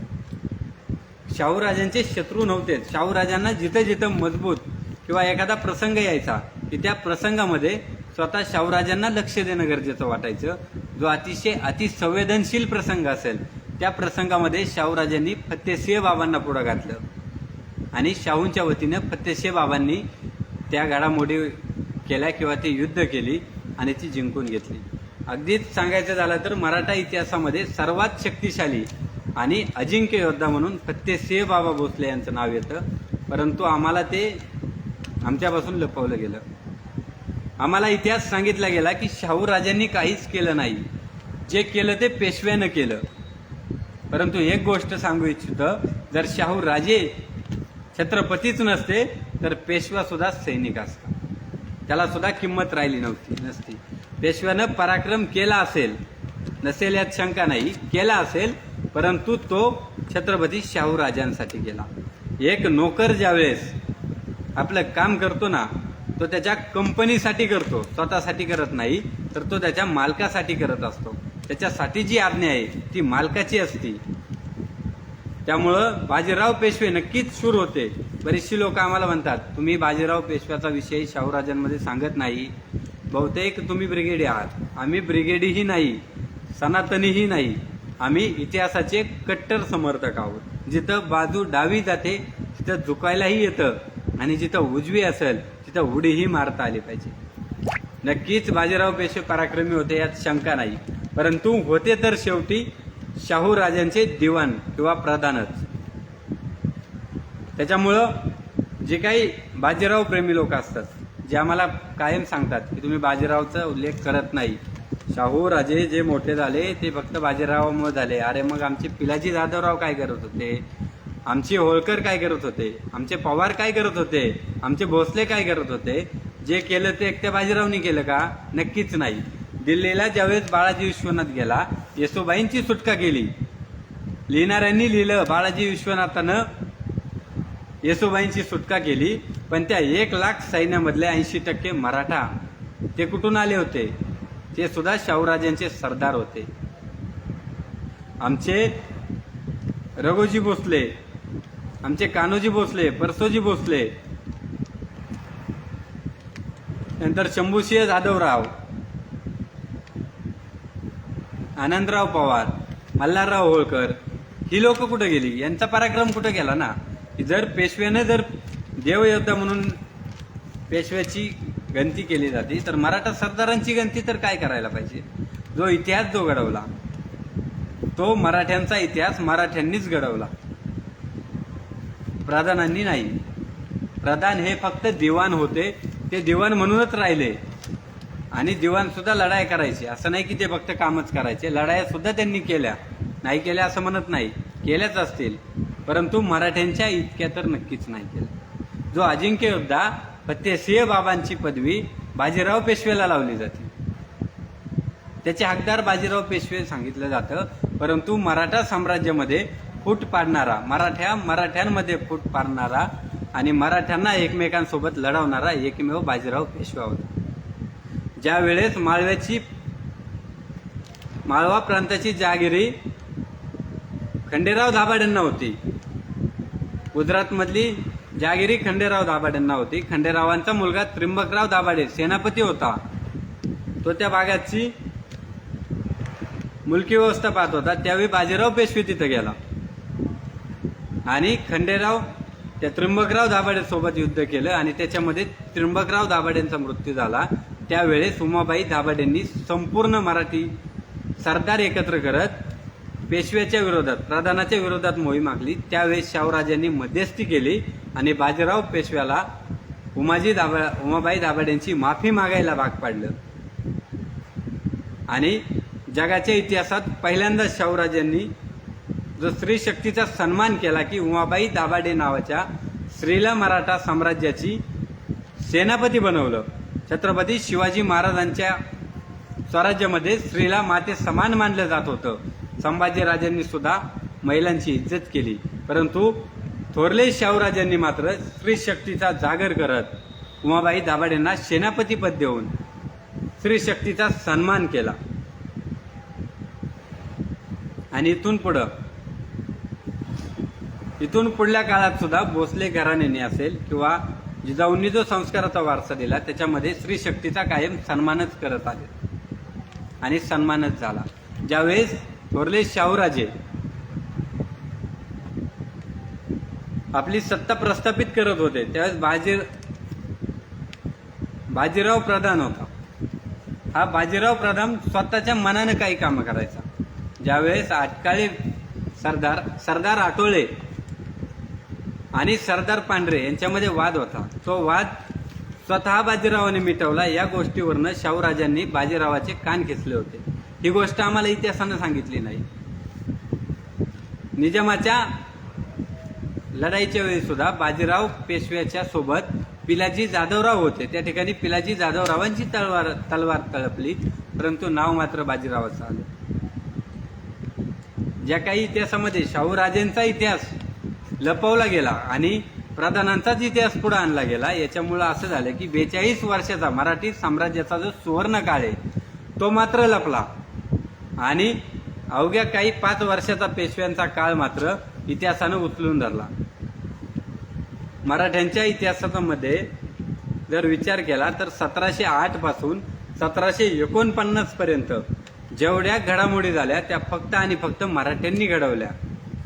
अगदी अटक पर्यंत मराठे गेले. मानाजी पायगुडेंनी तर अटक जिंकेपर्यंतची मजल मारली होती. शाहूराजांच्या चरित्राचा जर अभ्यास केला तर शाहूराजांनी जे घडवलं, जे वाचवलं आणि जे संवर्धित केलं ते खरं हिंदवी स्वराज्य होतं. हिंदवी स्वराज्याचा खरा वारस होते आणि त्यांनी ते सिद्ध करून दाखवलं होतं की छत्रपती घराण्यानं जो काही पराक्रमाचा, राज्यकर्त्यांचा जो काही सन्मानाचा जो काही इतिहास आम्हाला शिकवला आहे, जो स्त्रीशक्तीचा इतिहास आहे, जो प्रजाहितदक्ष राजा म्हणून जो वारसा आम्हाला दिलाय, तो शेवटपर्यंत टिकवण्याचं काम थोरले शाहूराजांनी केलं. जर एखाद्या रयतेच्या शेतामधून जर गवताची काडी आणली किंवा रयतेला उपद्रव होईल असं जर वर्तन घडलं तर त्याला माफी दिली जाणार नाही, हातपाय कलम केले जातील, अशी सक्त ताकीद शाहूराजांनी दिली होती. शाहूराजांनी सुद्धा रयतेला आपल्या पोटच्या पोरासारखं जपलं होतं, ते सुद्धा आम्हाला सांगितलं जात नाही. रयत सुखी व्हावी म्हणून शाहूराजांनी रयतेसाठी आपला दरबार खाली आणला होता. किल्ल्यावरची राजगादी अदालत वाड्यात आणली होती, ती फक्त रयतेसाठी. छत्रपती शाहूराजांचा इतिहास अतिशय गौरवशाली आणि अतिशय सुवर्ण अक्षरांनी लिहिलेला इतिहास, परंतु आम्हाला तो सांगितला गेला नाही, आमच्यापासून लपवला गेला. ही सर्वात मोठी खंत. आज थोरल्या शाहूराजांची जयंती एक सातारा सोडलं तर थोरल्या शाहूराजांची जयंती कुठं साजरी केली जात नाही. ही खरं तर सगळ्यात मोठी शोकांतिका आहे की मराठा साम्राज्याचा छत्रपती, विचारांच्या पलीकडचा छत्रपती, ज्यानं 17 वर्ष कैद भोगून सुद्धा 12 वर्षात कैद करणाऱ्याचीच सत्ता नेस्तनाबूत केली असा छत्रपती, जो फक्त कुशल प्रशासक आणि रणनीतीच्या जोरावर 42 वर्ष अखंड हिंदुस्थानचा राजा ठरला, ज्याला हिंद नृपती म्हणून संबोधलं जातं, हिंदपती म्हटलं जातं. अशा थोरल्या शाहूराजांचा इतिहास मात्र आमच्यापासून लपवला गेला. 15 डिसेंबर 1749ला थोरल्या शाहूराजांचं निधन झालं. त्यांच्यानंतर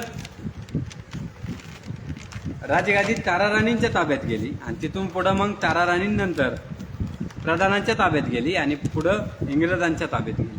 परंतु जोपर्यंत शाहूराजे होते तोपर्यंत मराठा राजगादीकडे पाहण्याची जवळजवळ 2 तास झाले. तर या थोरल्या शाहूराजांविषयी मी एक छोटीशी कविता केली, जी मी तुमच्यासमोर सादर करतो. रायगडी कैद झाला शाहू, पुत्र देखना वीर संभाजीचा. राजगडी कैद झाला शाहू, पुत्र देखना वीर संभाजीचा, खेळण्या बागडण्याच्या वयाचा. रायगडी कैद झाला शाहू, पुत्र देखना वीर संभाजीचा, खेळण्या बागडण्याच्या वयाचा. कैदच काय पण मरणालाही घाबरत नव्हता, वारसा होता पराक्रमी भोसले कुळाचा. रायगडी कैद झाला शाहू, पुत्र देखना वीर संभाजीचा, खेळण्या बागडण्याच्या वयाचा. कैदच काय पण मरणालाही घाबरत नव्हता, वारसा होता पराक्रमी भोसले कुळाचा. झुकला तर नाहीच नाही, वाकलाही नाही, झुकला तर नाहीच नाही, वाकलाही नाही, औरंग्या पुढं कधी नमलाही नाही. शूर संभाजीचा तो छावा शाहू, धर्मा पुढं कसली तडजोड नाही. अन्याय अत्याचार सहन केले, मान अपमान सहज पचवले, 18 वर्ष कैदेतलं जीवन नरकसम भोगले. कसा घडवला कसा वाढवला, संकटांच्या छत्रछायेत प्राणपणाने जपला. कसा घडवला कसा वाढवला, संकटांच्या छत्रछायेत प्राणपणाने जपला. महाराणी येसूबाईंनी तर दुसराच शिवाजी राजाच घडवला.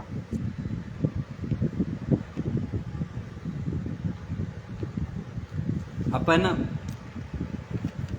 खरं तर शाहूराजांविषयी जर सांगायचं झालं तर शब्दही कमी पडतील, असा शाहूराजांचा इतिहास या महाराष्ट्राच्या भूमीत घडला. खरं तर इतिहासाच्या पानापानामध्ये लपलेला इतिहास आम्हाला माहीत नाही. इतिहासाच्या पानापाण्यात लपलेला थोरल्या शाहूराजांचा इतिहास आम्हाला माहीत नाही. उद्ध्वस्त स्वराज्याचं साम्राज्यात रूपांतर करणारा हिंदपती बादशाह आम्हाला शिकवला नाही. उद्ध्वस्त स्वराज्याचं मराठा साम्राज्यात रूपांतर करणारा महान हिंदपती राजा आम्हाला शिकवला नाही. कलम कसायांनी खरं तर राजकारण केली. विद्या त्यांच्या घरात होती, त्यांनी हवी तशी भोगली आणि मराठ्यांच्या तलवारीचं तळपतपातं भलत्या सलत्याच्या नावानं वांग्याचा भोपळा करून खपवली. खरं तर इतिहासकारांनं छत्रपती शाहूराजांविषयी जी काही लेखणी चालवली, जे काही इतिहास लिहिला, तो अतिशय तोडका लिहिला. पूर्ण इतिहासाची आम्हाला कधी जाणही करून दिली नाही. त्यासाठी आम्ही नक्कीच प्रयत्नशील राहू आणि येत्या 1-1.5 वर्षामध्ये छत्रपती थोरल्या शाहूराजांचा गौरवशाली इतिहास जनतेसमोर ठेवून तमाम महाराष्ट्रामध्ये छत्रपती थोरले शाहूराजांची जयंती पुण्यतिथी आणि आज या ठिकाणी सांगतो की आज 18 मे 19 मे या 2 दिवसामध्ये श्री क्षेत्र गांगवली, जिथून थोरले शाहूराजांचा जन्म झाला, तिथून सातारापर्यंत पायी पालखी सोहळा जातोय. आज मेळामध्ये त्याचा मुक्काम आहे, उद्या तो सातारामध्ये पोहोचेल. तर आमचे मित्र प्रमोद भोसले यांनी याचं आयोजन केले की छत्रपती शाहूराजांच्या विचारांचा वारसा पुढल्या पिढीला देण्यासाठी छत्रपती शाहूराजांचा पालखी सोहळा काढण्याचं एक धाडसी निर्णय त्यांनी घेतला आणि त्याला खऱ्या अर्थानं आज रूप आलं. आज 2रा दिवस, उद्या 3रा दिवस सातारामध्ये असा हा पालखी सोहळा आज संपन्न होईल. आणि मी आता थांबतो. आपण लवकरच माझ्या फेसबुक पोस्टच्या माध्यमातून मी जेवढं जमल तेवढं छत्रपती शाहूराजांविषयी, छत्रपती थोरले शाहूराजांचं जे शाहू पर्व किंवा थोरले शाहूराजांची एक अभ्यासिका प्रकाशित करतोय, जिचं नाव आहे हिंद नृपती गाथा शंभूपुत्राची. आपल्या फेसबुक पेजच्या माध्यमातून, फेसबुक ग्रुपच्या माध्यमातून मी प्रसारित करत असतो. आपण नक्कीच वाचावा आणि थोरल्या शाहूराजांचा इतिहास, गौरवशाली इतिहास आपल्याही स्मरणात राहावा. एवढं बोलून मी या ठिकाणी थांबतो. जय जिजाऊ, जय शिवराय, जय शाहूराज.